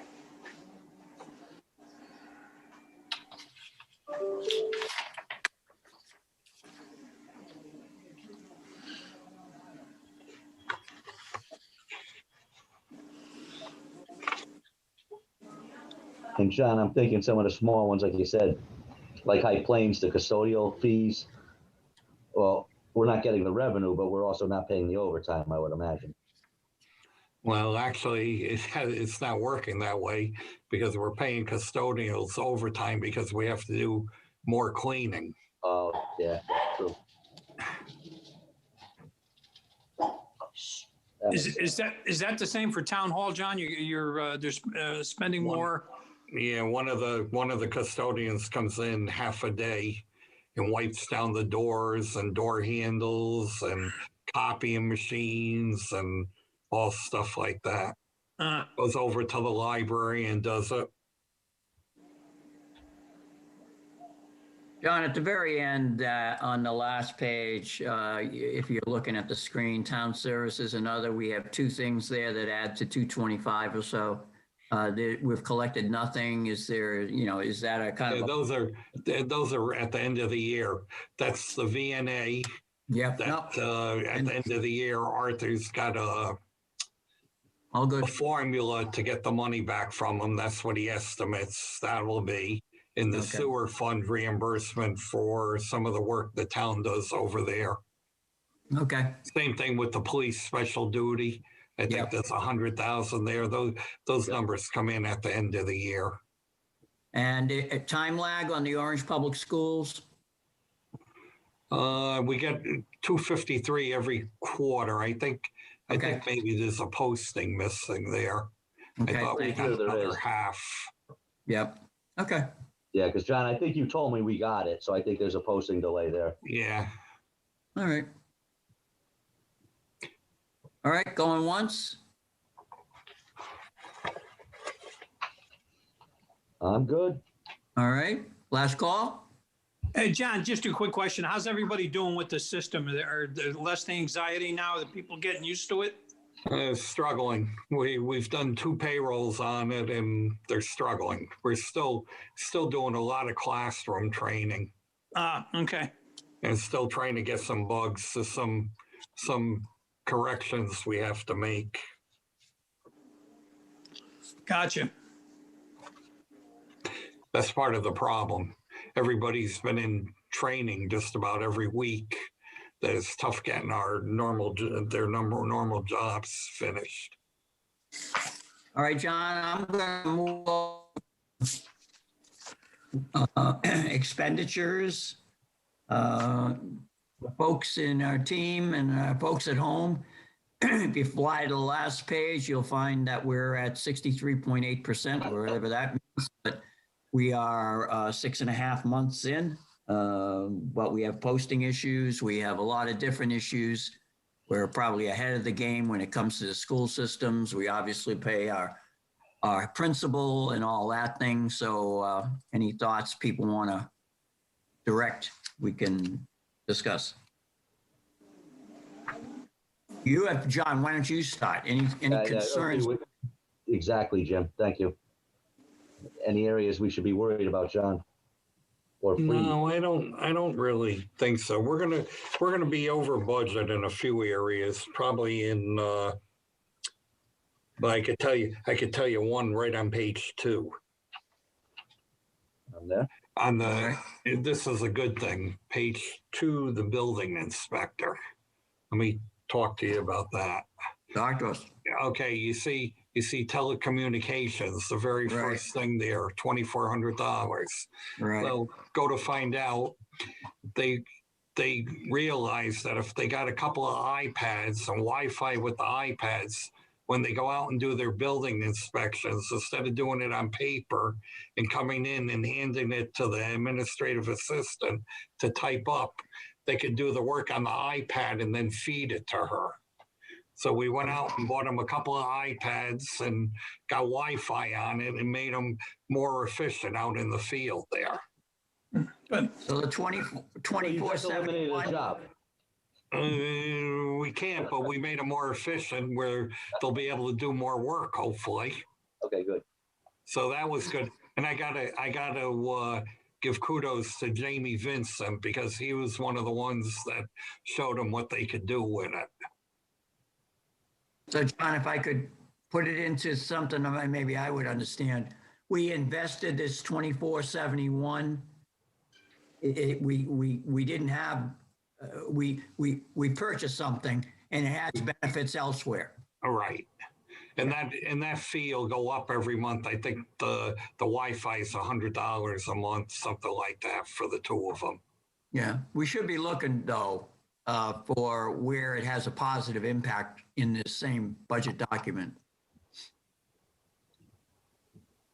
And if they have town-owned cell phones, they should be able to use the cell phone as a hotspot. No, they don't. We don't have very many town-owned cell phones. Everybody in the town pretty much uses their own. Okay. You're gonna have to teach me how to do that, Kevin, by the way. Use my cell phone as a hotspot.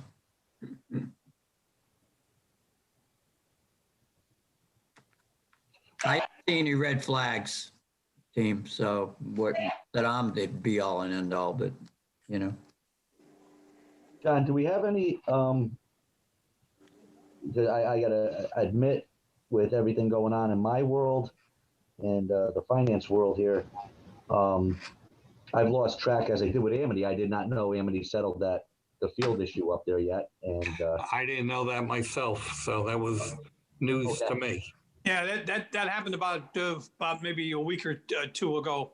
Kind of okay. I heard it secondhand, which is good. Apparently now the people who were filing the suit have now redirected their legals budgets or whatever. They're going after the housing that they want to do up there. So. Oh, it's the same group or Yeah. similar?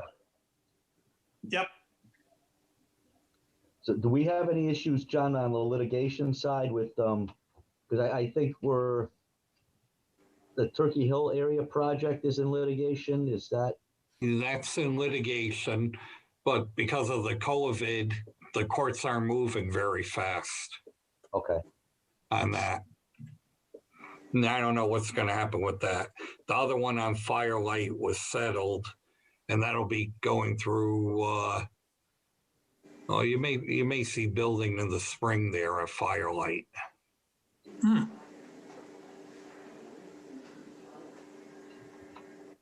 We seem to be under budget in the overall on the legal.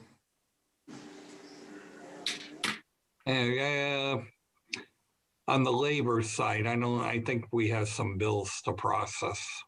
Okay.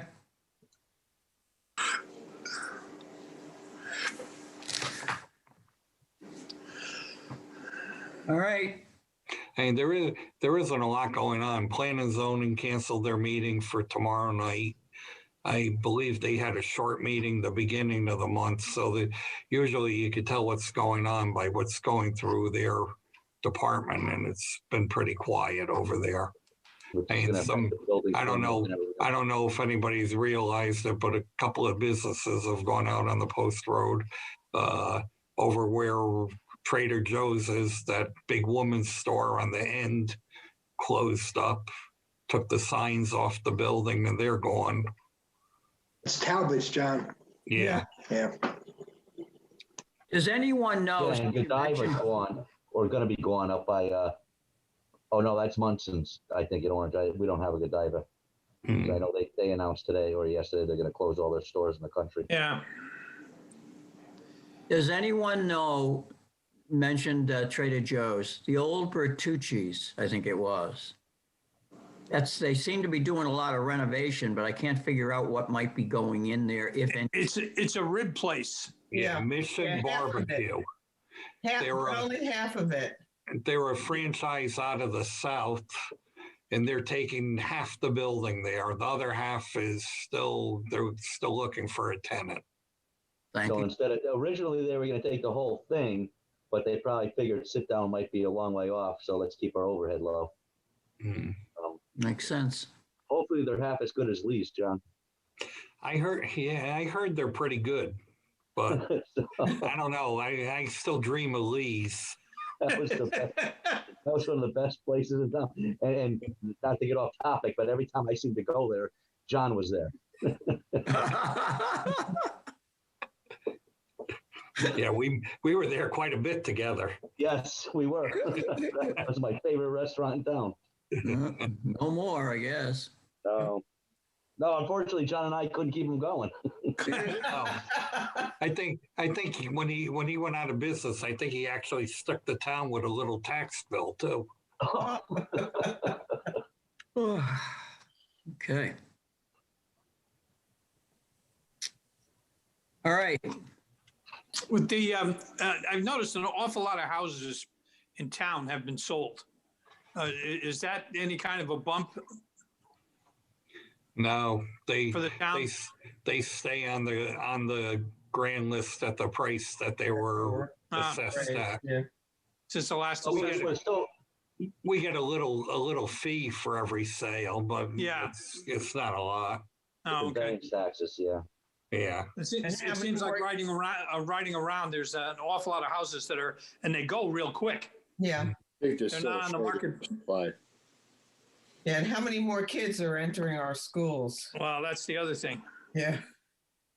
I've actually been told there's a deficit of houses for sale. Yeah, there's a shortage, yeah. Yeah. Yep. Yeah, and Pat, kids coming into the neighborhood's a good thing. Oh, yeah. It's a wonderful thing, yes. As long as they don't come in 10s and 20s, you know. Right. We're all the same grade. Yep. Yep.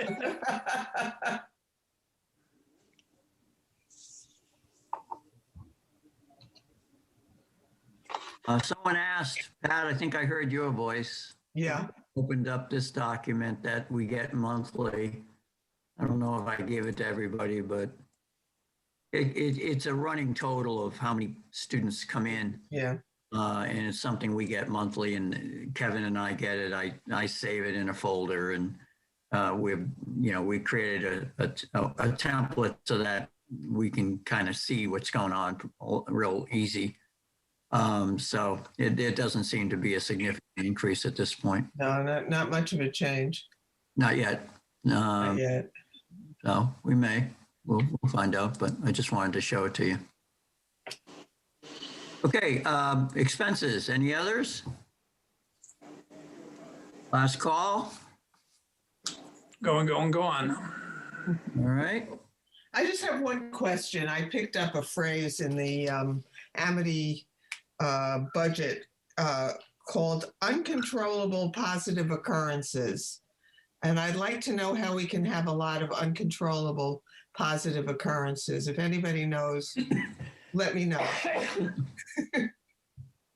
I wish I knew when a situation happened, what that situation would be that would lead me to say, hey, man, that was an uncontrolled positive experience.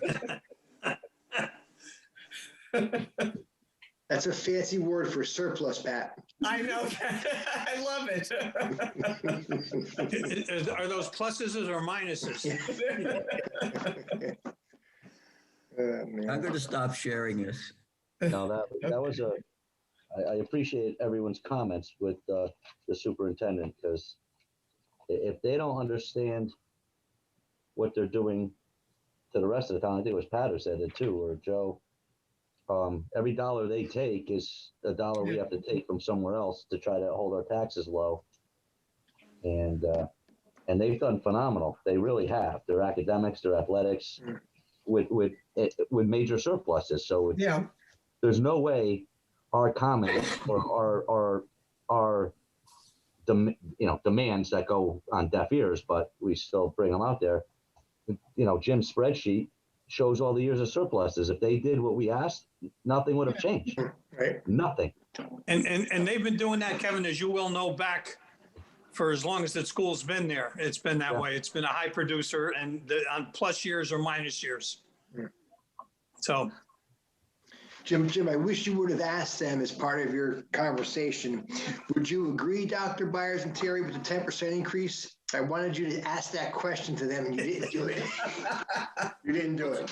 Well, I don't think it was necessary. Yeah. To be honest with you, right? They don't believe that. They don't see that at all. Obviously, they never talk about it. They never see it. They don't believe it, and because they continue doing this every year. So we'll see how it goes this year. I'll tell you what. I've been involved with a lot of budgets, right? You rarely see from a department head who eventually presents a budget explaining things they cut out of the budget to get to the point that they presented the budget. It's not the way it works. Kevin Moffett, out at Yale, do they really do that? Right.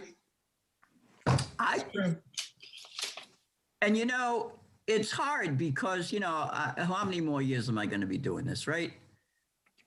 Yeah, but we had this percent. Oh, we squeeze it down. We squeeze. Oh, man, the kids, It's all about the kids. The kids are going to be fine. And the major reason is the raw material. We got great environment in town. We have great, smart residents of this town, practical people, good people. We have, as I used to say, I remember, I was lucky to go to Harvard Business School. but I was elected president of my section. You have 8 sections, right? And and I remember, so you talk to professors, everybody they want to know how the student, so you're the focal point. And they say, we just want to get you through here in 2 years and not screw you up. That's what they told me, and it was fascinating to hear that. And in a certain way, there's some learning there that we can remind ourselves as our kids go through Amity. Fine. Okay, on to old business. Number 10, to review detailed cost of Tropical Storm Isaias. Okay. I think we had this one.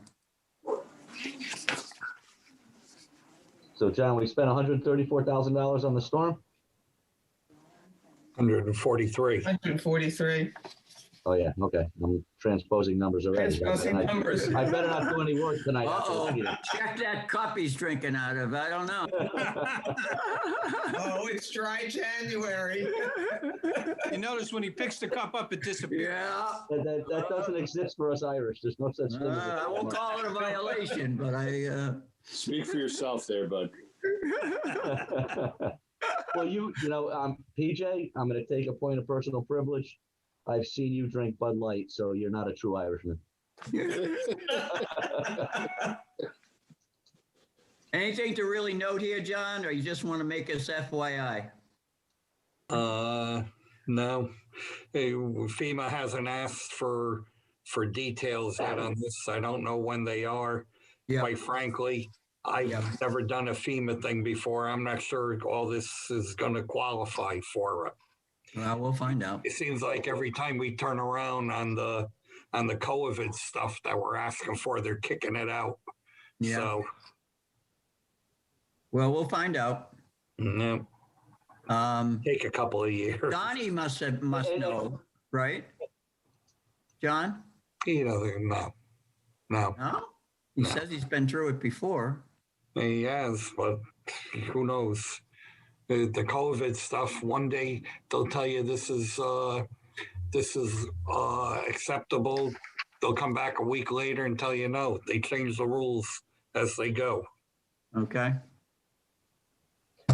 Again, not to dwell on it, but last year when we did our budget, because fortunately we're better off than most towns with our fund balance, and we don't know how much we were going to spend, but this had to be done. My only question on this report is the second from the bottom, and maybe it's just because I'm a car owner. 2 tires. I saw a $7,600 bill for 2 tires. Well, that's another thing. Those are the big tires on the machine down at the dump. And I guess they got a couple of flats with them, or they needed to change them out to be able to run it the way they were running it on the road, I guess using it to pick up trees. I'm not sure FEMA's going to reimburse us for that. I don't know. But that really is 2 tires? They're like 2 tires. What? Okay. Those are nice rims.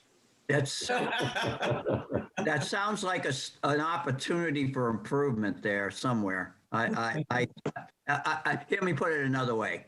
Every time we have a storm and we send that thing out, are we going to have to do 2 tires at $8,000? I mean, I'm missing something here. I don't know. I couldn't tell you. I think they could have been all, because I deal with my family up in upstate New York. They're cattle farmers, and I know some of the bigger tractors. Yeah, that stuff could get quite expensive, but they do last for. Well, that's my point. I think they fill them with rubber or something. I'm not sure exactly how that works. Is this a Donnie Foyer thing? John? They're not tires like you put on your car. No, they're not. Not big outside. Yeah, you don't go to town fair to get these. That's for sure. No. They're just Is still this a struck me as Donnie? a lot, but Is this a Donnie Foyer question? Yes. Thank you.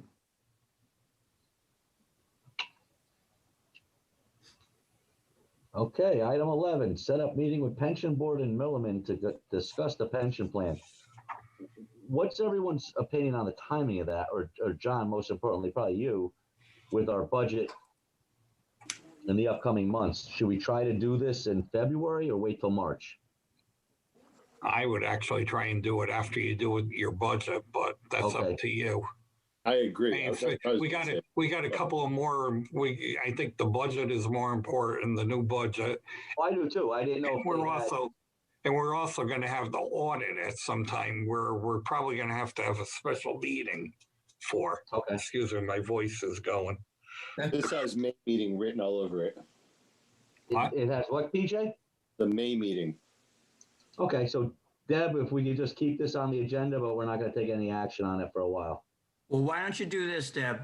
Put May meeting, OBOF meeting. All right, so that we're kind of setting a target when we're going to do that. I think that would be a good add. Okay. We should be looking at this slide here. That And should could I be- add? Could we get the pension information prior to that meeting? Yeah. All the financials, please. Yes. So that should be part of that documentation, Deb. So if we say, okay, we're going to have this meeting on May 17th, distribute materials in April, Okay. and like that. All right. Who's going to be the person that sets up this meeting? Is that you, John? Yes. All right, thank you. John, to set up. It's probably going to be a joint meeting with the pension board, the representative from Milliman, and probably the representative that helps us with the investments. So he probably should be there too. It probably would not be too early, particularly if you throw a calendar like this one at them and say, hey, here's what we're thinking about. What do you think about May 17th? And, send us some material mid-April so we have a month to kind of check it out. So that way, everybody, if you got multiple people or multiple organizations, they can start planning for it.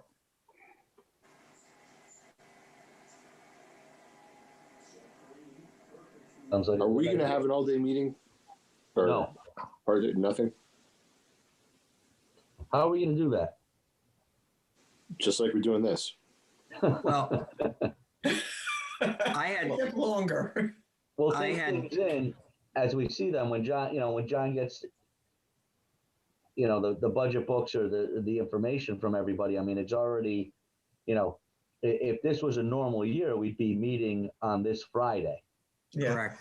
And because it's COVID, because it's everything, I'm sure there's a lot of we just don't have the data yet. At some point, though, I think we'd benefit at least from having Public Works, Police, Right. Yeah. and then John with his assessment of what's going on. I think we benefit from that. I always find it, first of all, interesting, but it makes it a little easier. I think what you could do is in March, starting sometime in March, you have one night and you have a meeting with them on Zoom, whoever you want that night. Then you have another night with the Board of Ed, or you have it all the same night. I don't care how you want to push it.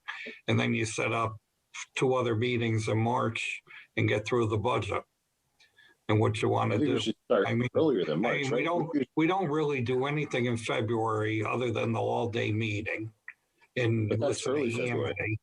What? Okay. That's So- early February, usually. Yeah. Usually And the then we first don't Friday. really- Yep.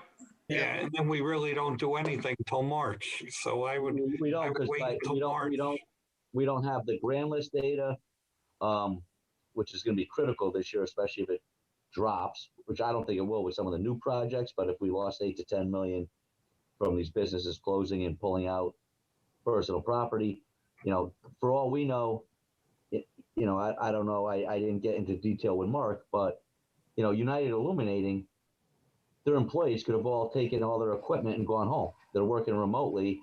Stuff's not in orange anymore.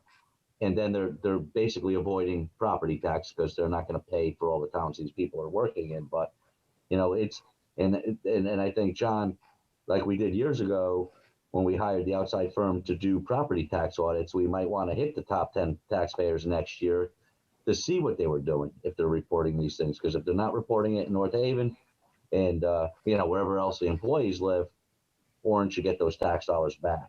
But that's for another day. But I really, there's not a whole lot we're going to be able to do. If we have the other budgets, we could get them sent out to everybody electronically, and we can have a discussion of having a meeting. And if we want to,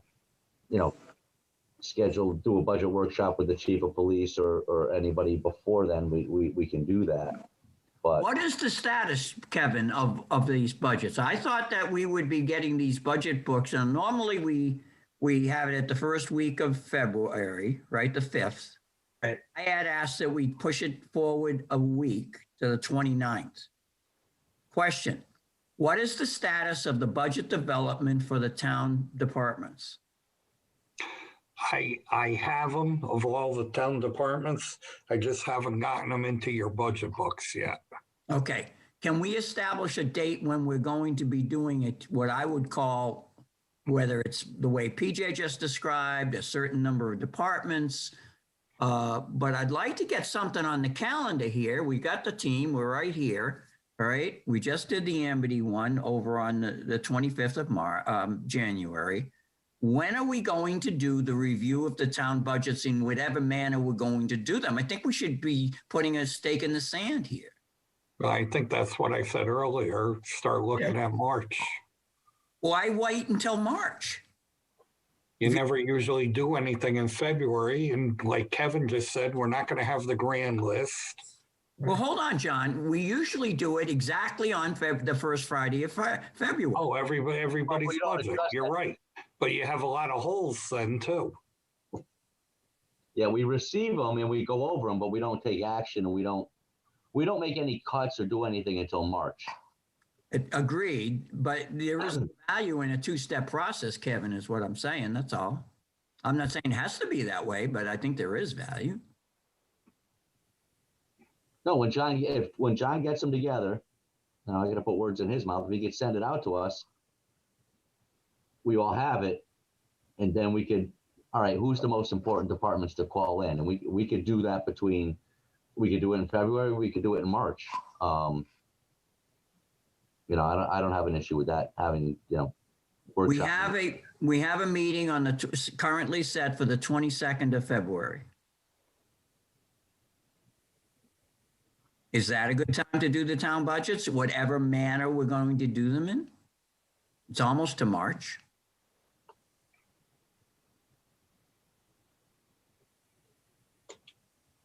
We could. I'm not going anywhere this year, so that works for me. John, what do you think? Up to you guys. I would Kevin? just say if you're going to do it, do more than one a night so you don't come out every. Correct. Absolutely. Well, And the Board of Ed is going to be, whenever they're ready with a presentation, we're going to have a special meeting for the Board of Ed. I think that makes all right. sense. So what I'm going to do, Kevin, just to get it where it normally is, we typically do it somewhere in the vicinity of early March. So I'll put it wherever date you want. But I'd like to establish, whatever, and I want to stay away from, some dates that sometimes in March PJ wants to avoid, I think you should do it on March 17th. Have fun without me. In fact, I think you should There's do it no on March parade 17th. this year. I know. Thanks for bringing that up. Now, I remember the town budget hearing is usually in April, Wednesday or Thursday, approximately the third week. I just want to get some lines in the sand here, guys, on. Well, even that we don't know because of the COVID. The governor's executive orders run out on February 9th, I think it is. But everybody says he's going to extend them farther out. How far out he extends them, I don't know. This is like when we created the slide today. Let's get something on paper as a draft, change them later, but I'd like to start filling up this calendar of activity that we know is coming our way. If it gets, displaced because of a governor thing or whomever, fine. But I'd like us to kind of, Well, then I would do this. I would leave that date, April 21st, for the budget hearing. I would say you would figure it as a normal year. Then you have to have the budget done by March 31st. Budget cuts or budget finished. All right, so we'll have Budget finished. Yeah, we'll have budget finished by the 31st, right? Because then I need to get it in the paper, and we need, That's right. I don't know, X number of days between the paper and the budget hearing. No, And that's then good. from the budget hearing, the Board of Selectmen could schedule the annual town meeting, which then happens in May, and then the referendum vote if it goes like that. If it doesn't go like that, then we could do what we did last year. Have the budget hearing on the 21st, and then have the special meeting after it and vote on the mill rate. And we'll be done with it. Just put the date up here that, so when we change it, this slide will, you just have to change the date and it'll be no big deal. So let me just make that smaller. Okay. Yeah, I just, because I would like to do some planning myself, personally. And if I know that these are the dates where we're going to be in town doing work, okay, and they may change. All right. I just like to do that. And I'll send out this document to all the team. It's in the PowerPoint of the slides I presented earlier.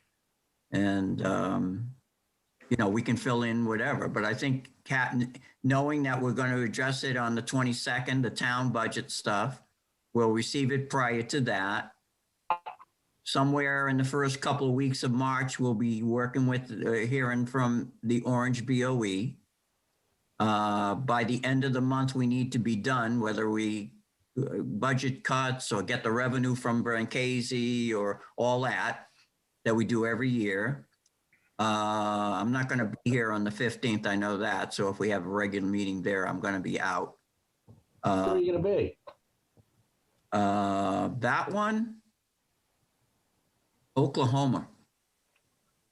It's a tax deadline day for me, but you might not be able to travel by then. We don't know. That's correct, but that doesn't mean I'm going to wait to know I can travel on that weekend in March to decide that I'm going to set up an appointment to do it or schedule. But hey, we could have a snowstorm before that weekend. That limits me.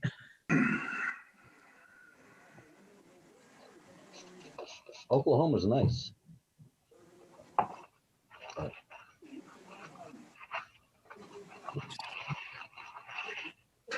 All right, thank you, guys. I think this is important, and I think this is good progress to go through this process. Okay, let me ask you, if we're going to have certain departments in on February 22nd, yes, who do you want so I could notify them? Public Works. I think, John, my thing is, and everybody could disagree with me, is whatever budget detail you have, send it to us, because I think that's what we're going to need to circulate an email and say, all right, if somebody comes in and their budget is, 0.5%, right? I don't want to waste time. It's the bigger ones. It's going to be Public Works. It's going to be the police. Probably the Director of Health, because I know his budget is going up. Yeah. I will advocate for him. When you say Director of Health, you mean Dr. Mohammed? Amir, yeah. Yes. Yeah. Or VNA. Well, EJ, what was Public Works? I said Police and Public Works, I think, to start. Okay. Yeah, those are the two biggest. Yeah, I think Department of Health And maybe we could start that meeting a little early. I got to tell you, neither of those budgets went up very much. well, I It's think always good to hear from them too, John. No, I'm talking about Department of Health and What about, Dr. Amir's budget. how about Park and Rec?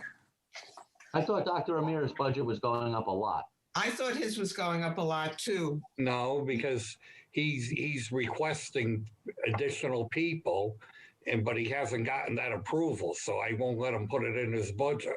Okay, but what about increasing his salary as well, or his hours? And that's been his salary. He was given a stipend last month. Okay.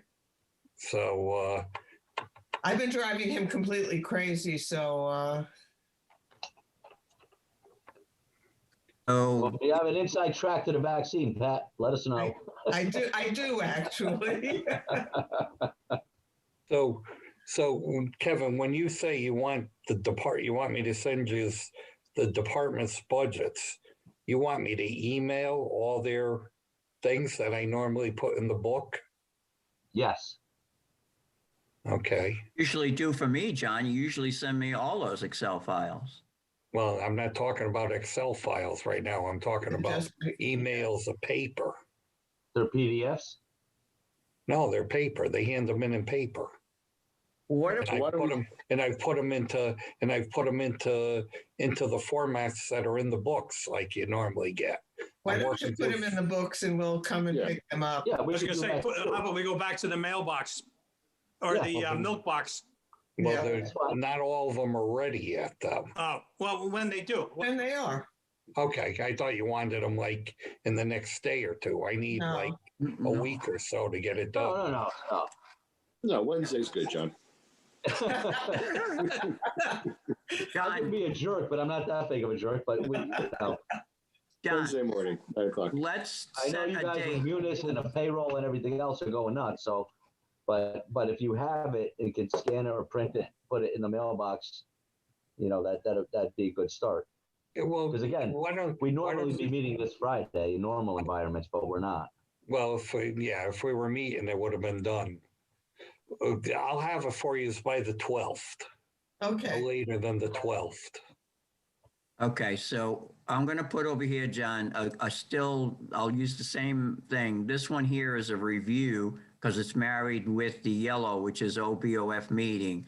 So on that OBOF meeting, we're going to have the review of town budgets and that you'll distribute them by the 12th. And these will be when you say distribute, you're talking about the binders. Is that The correct? books, right? Okay, good. Yeah, same on the books. The priority, if I'm hearing things right now, and I'd be happy to hear more, I heard police, public works, Department of Health, and Park and Rec would be our priority departments at this moment in time, not having seen them. And any abnormalities. If there's a big increase, I think we The should. Department of Abnormality. Right.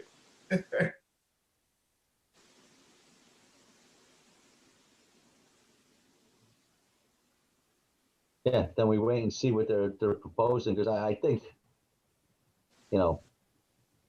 I don't know, but some departments should actually be lower.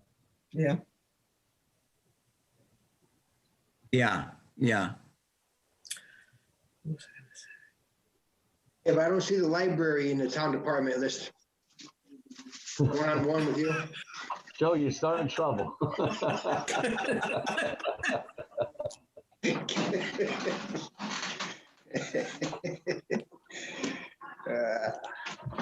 Okay, team.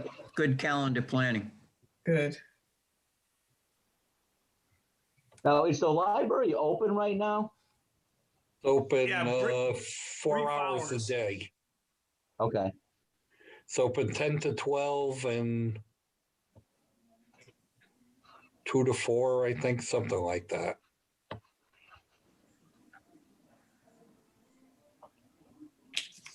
No, I ask because that's very important. And as bizarre as this will sound, and I know one of my clients will not be watching this because she can't, an Orange resident, and she does not have a television and lives on the library because all she does is read. And as bizarre as that sounds, that's a person in our town, wonderful, wonderful person. But I can't, comprehend I mean, as much as we might want to kill our televisions for what's spewed across the screens, is to not have that as a source of news or anything else. It just, when COVID hit, it flabbergasted me. That this individual didn't even know what was really happening. Everything was from the library. So the library is a critical source for some. There's probably more than just her. Yes, it's Okay, so I put pension board over in the May area, a little arrow there to remind us. I think we have coming up, John's going to get something by the 12th to us. We'll review it on the 22nd meeting. At some point early in March, we're talking about the Orange BOE. Joe, you have Amity meetings, right? Your AFC meetings? Yes, she's on the 8th, Jim. February 8th. Oops. February 8th. 8th, What yes. is it? The second Monday. Monday? Second Monday, yeah. A different color for this, so bear with me while I find one. Well, I think Joe did a great job tonight laying down the line saying, while the Orange Board of Finance approved 0.47%, he was in favor of 0. So yeah. I said the same thing. You know, So she heard it twice. that was a strong moment. And thank you, Joe. You're welcome. Listen, glad to be part of the team here. They don't get the message, so I don't know what else we can do, but maybe they'll get it. Maybe they'll get it this year if all 3 towns are behind this. Hopefully we will be. I will say, and Mr. Leahy can contradict me because I just don't have the personal contact, but I've been in contact with, Mr. Giglietti. I've been in contact with Beth Heller. I've been in contact with Patty Cofrancesco, and it seems the only one who's never answered my emails is Mr. Grabowski from Bethany. I've never, ever gotten a response from that gentleman. Maybe I have the wrong last name. I don't know. Well, I will send all of you this presentation updated with the calendar plan. But I sent these slides that I presented earlier to Matt and John. And Joe, I need to copy you on that. So I should have done that. Violation on me.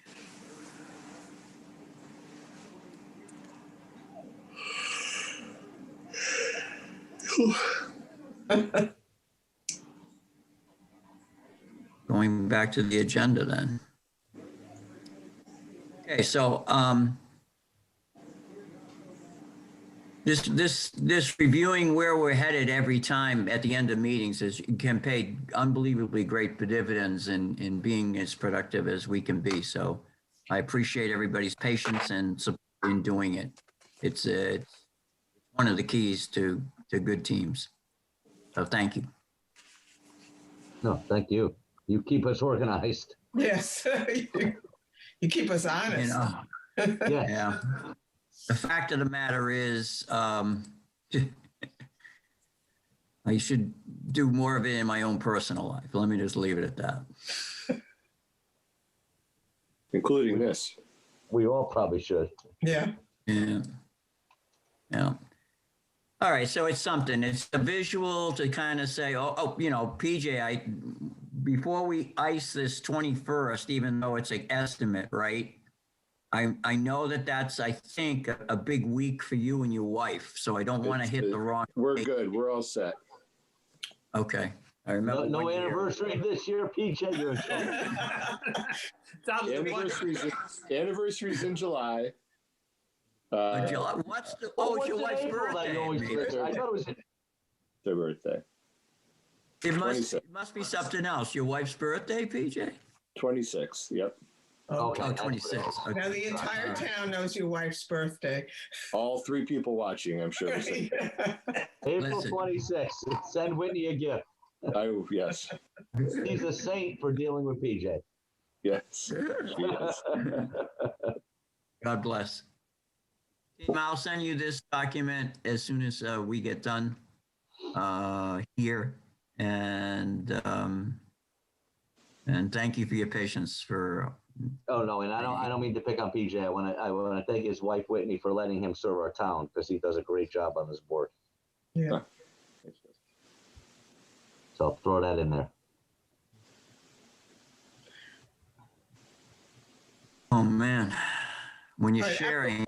apropos of talking about the vaccine, and as a public service, let me just let people know, if they don't, that the town now has a vaccine clinic. It's starting this Thursday. You can access it through the town website, which then leads you to this absolutely impossible way of registering with VAMS, but it's the only way we could do it. And the other easy way, I think, is going through Yale, which you can do through your MyChart or through a Yale vaccine website. And they also have a telephone number because there are just so many people in the age group that are getting the vaccines now who are just not computer savvy. So I would urge everybody to get their vaccines if they're qualified. And I will certainly let this group know when the age group requirements drop, because I know you're all much younger than I am. But we're moving along, and it's a good thing. Pat, it sounds like you made progress today since we talked this morning. Yeah, today was a very frustrating day, but I did, and getting the Yale number was the most important one. Again, Okay. I mean, you don't think about it, but there are people who are bedbound who can't get to a vaccine site, and they're vulnerable because their caregivers can bring it into their house. So it's a work in progress. I've also had some luck, and I'm still in that same group, Pat. I'm not old enough yet, but Griffin Hospital has a number that you can call, and they have set something up in Shelton. Right.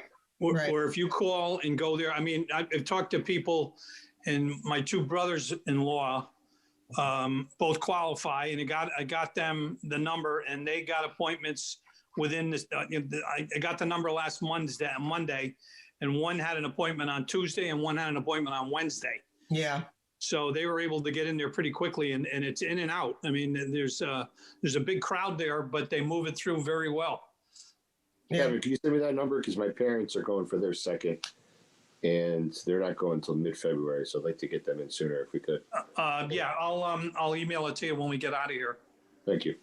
Okay. PJ, they've already gotten their first shots? They did. Cool. They can also get it at Yale. They can get the second shot through Yeah, Yale. because they're set up at West Campus. Right. Yeah. Yeah, my father-in-law is going in, not tomorrow, Wednesday for his first shot, and he's going to be 91 in March. Wow. But the issue, and he's in great shape for his age. But like I think Kevin said, the issue is he doesn't know what an email is. Right. It's been a nightmare. My sister. I was on the phone with someone who said to me, it's asking for a password. What's my password? I said, you have to make one up. What do you mean I have to make one up? Hey, So we don't realize. At one point, right? Yeah. Just to let you guys know, my in-laws who are 85 and 84 went last night to Yale West for their first shots. Mm-hmm. Nice. Great. Yeah, it's a little complicated email. My wife had to help them set it up. Yeah. So you have 80 and 90-year-olds who don't really have an idea of how to do this. It's complicated for them. Yeah, no, it's tough, but hopefully, your in-laws got it done, and hopefully my father-in-law gets it done in 2 days, and hopefully the rest of us get it sooner rather than later. Yeah. So,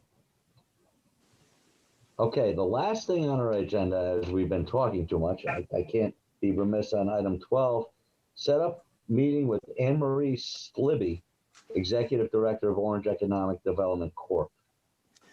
What I was What's our- thinking there, as I was putting together the to-do list, years ago with Paul Grimmer, we used Yes, to have him come once a year or once every 2 years and give us a kind of state of the town on businesses moving in, businesses moving out.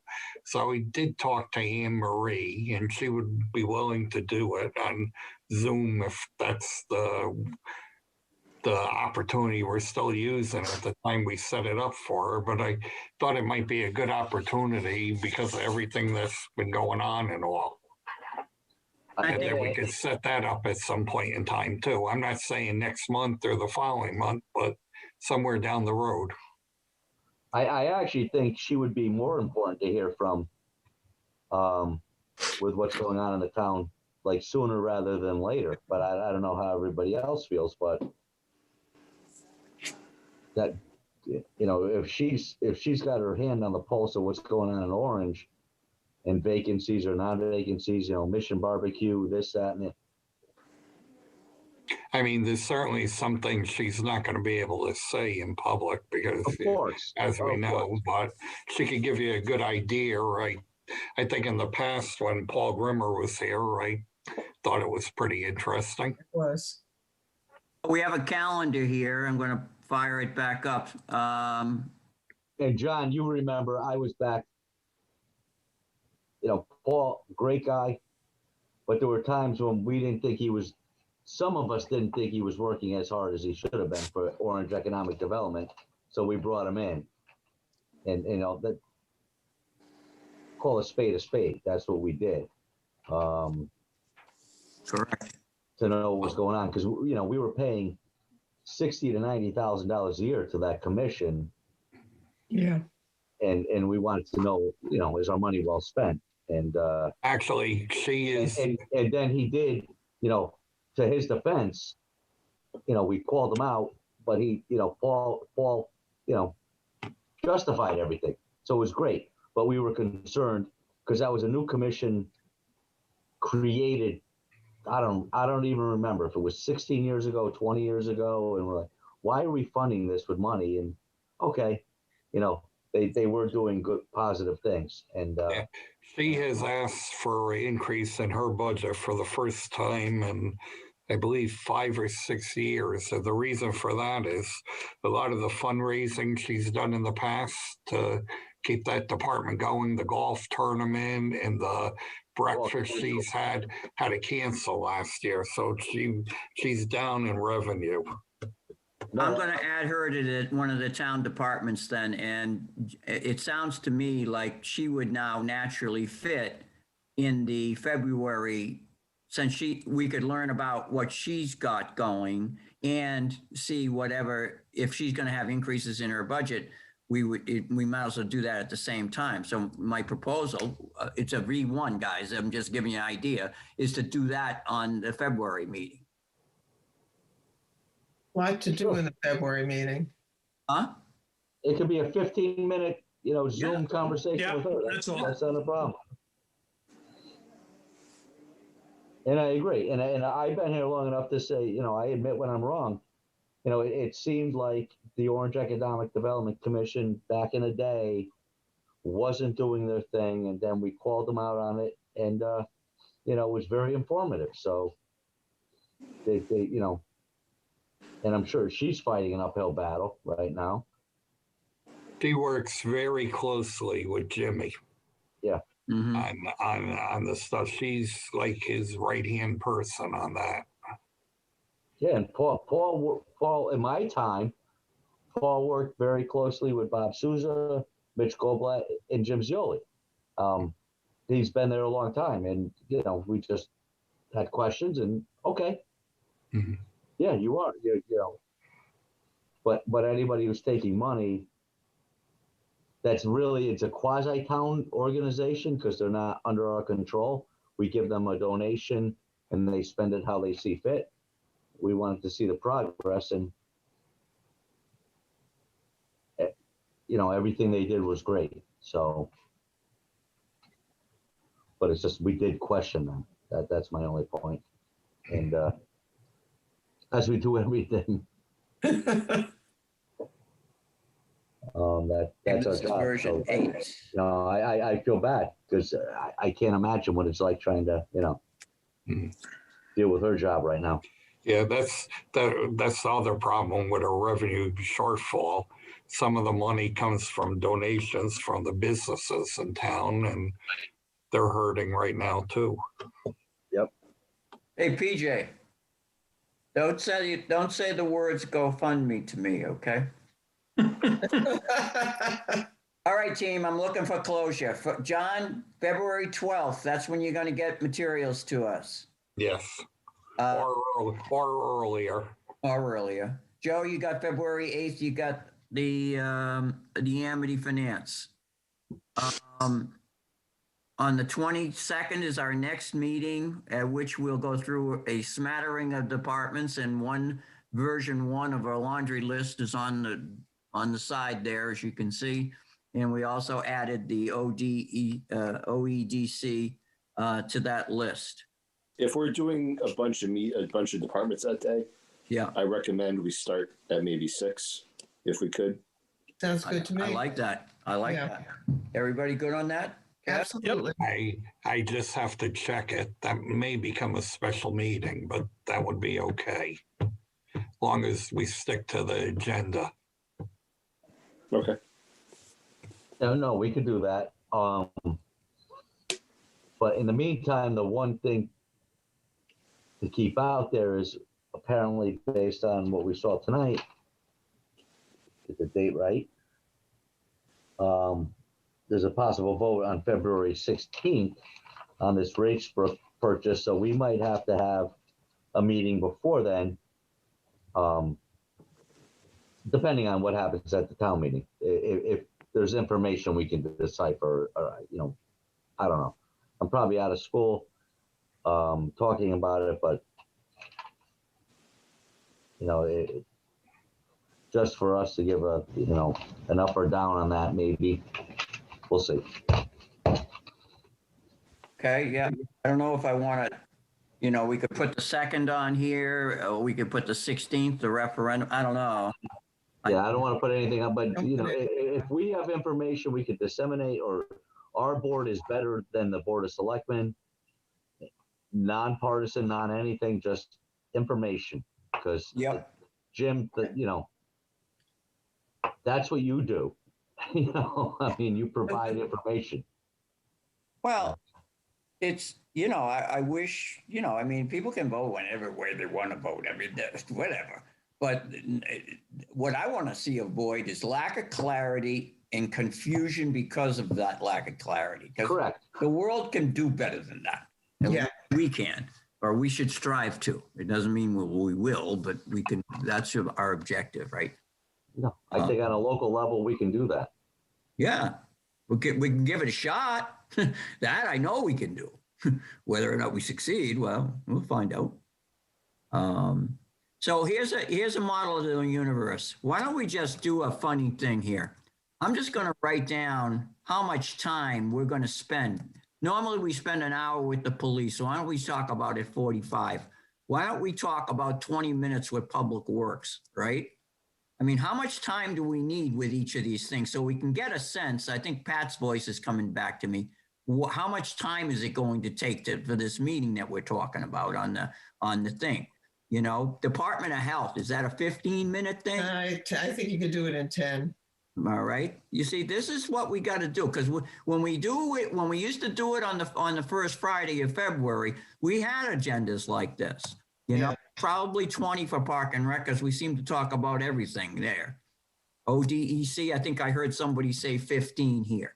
All right, so it doesn't mean that these have to be the right numbers. I'm just saying, let's get a ballpark on what we're trying to do here, and let's get a sense of what that means for that particular night. So, for example, if we're going to be just reviewing, we can see that these two are an hour. We're talking 2 hours for town departments.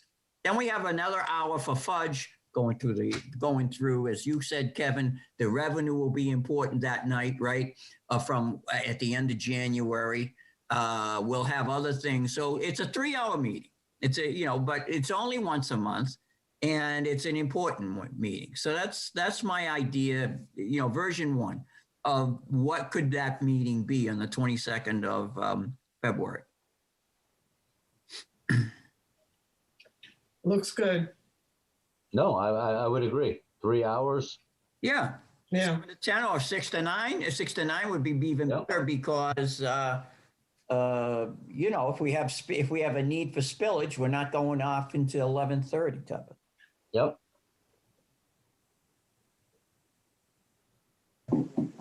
Good. I like it. All right. So we're still And talking. if it starts getting crowded, we can even go earlier. We're used to starting this thing at 8:00, so in the morning. So Yeah. if we need to start at 5, what difference does it make? I mean, I was gonna No, I say agree with that. PJ. If it's a special meeting, we can set the time. That's what I was gonna say. If it's a special meeting, just set the time even earlier, so you're out of here earlier if you all can. Do it at 4. Who's Start at delivering 4. who's delivering the pizza to all of our houses? You're on your own. Do we get a stipend? So this is what this Grubhub in our future. Right. This means that Kevin and John, you as director and chairman, all right, take this information and create an agenda for the 22nd. Start time, here's the order of events. We let the people know, okay? Well, the chief usually goes first. You guys figure it out. Send us so we know it's coming. We'll have the data on the 12th. We'll have information that we'll be ready. And everybody knows that this is the time, reasonable time allocations. And we'll set up a Zoom meeting and we'll make it happen.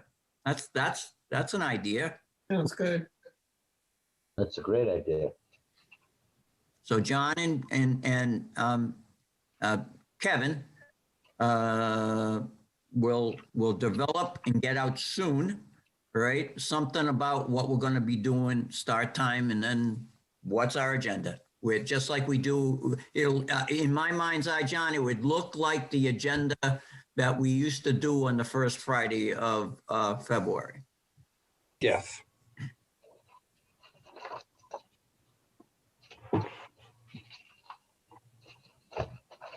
And one last question for all of us. Who do we like for the Super Bowl? Oh, there could be a violation on me. I can't give away my secrets here for the Super Bowl. Kevin, A lot of contemplation before Sunday. this is the thing. So I do my brothers a pool, right? Every year we do NFL, the playoffs. There's no entry fee. There's no prize other than bragging rights, which is the major prize. And I will only say this. 3 members of this current Orange Board of Finance are in my little Leahy Brothers pool.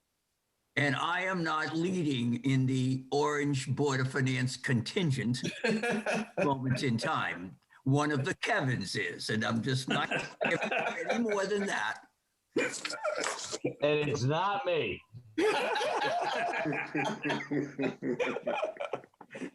Oh God. And we're all way behind the leader. I actually, not that I should say this on OGAT or on public TV, but I will, because I really don't care. Under a COVID environment, I bet on Green Bay yesterday, and I found myself hoping I lost my bet, which I did. Yeah. Because there's something about a 43-year-old going to his 10th Super Bowl that's insane. Amazing. It's just insane. Yeah, but it's not like Aaron Rodgers is 24. Yeah. Right. Yeah. Yeah, but he's nowhere close to 10 Super Bowls. I mean, No. Joe Montana, to me, was the greatest quarterback in history, and his stats are a third of Brady's. Yeah. Not being a Patriot fan, sorry, Jim. But It's a tough year. it's just absolutely insane what that gentleman has done in football. Yeah. No, agreed. All right, team. So on that note, Mr. Shanley, Hey, by the Motion to way, adjourn at we can't have two number 12s in our 9:55. time we have one of these, you know. I'm referring to this, right?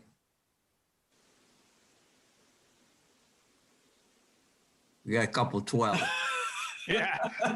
Oh, hey, In the spirit of we can do better. Do we have to amend the agenda now? it's a major violation, Jim. Yeah. Joe, I thank think while you. we're still I didn't live, know we to should say it. probably adjourn. Yes, I second it. All right. Oh, So good. there's a motion to adjourn by somebody, seconded by Pat. Thank you, everyone. All right, everybody. May be part of the discussion on Friday. We'll have to see what solutions they're going to come up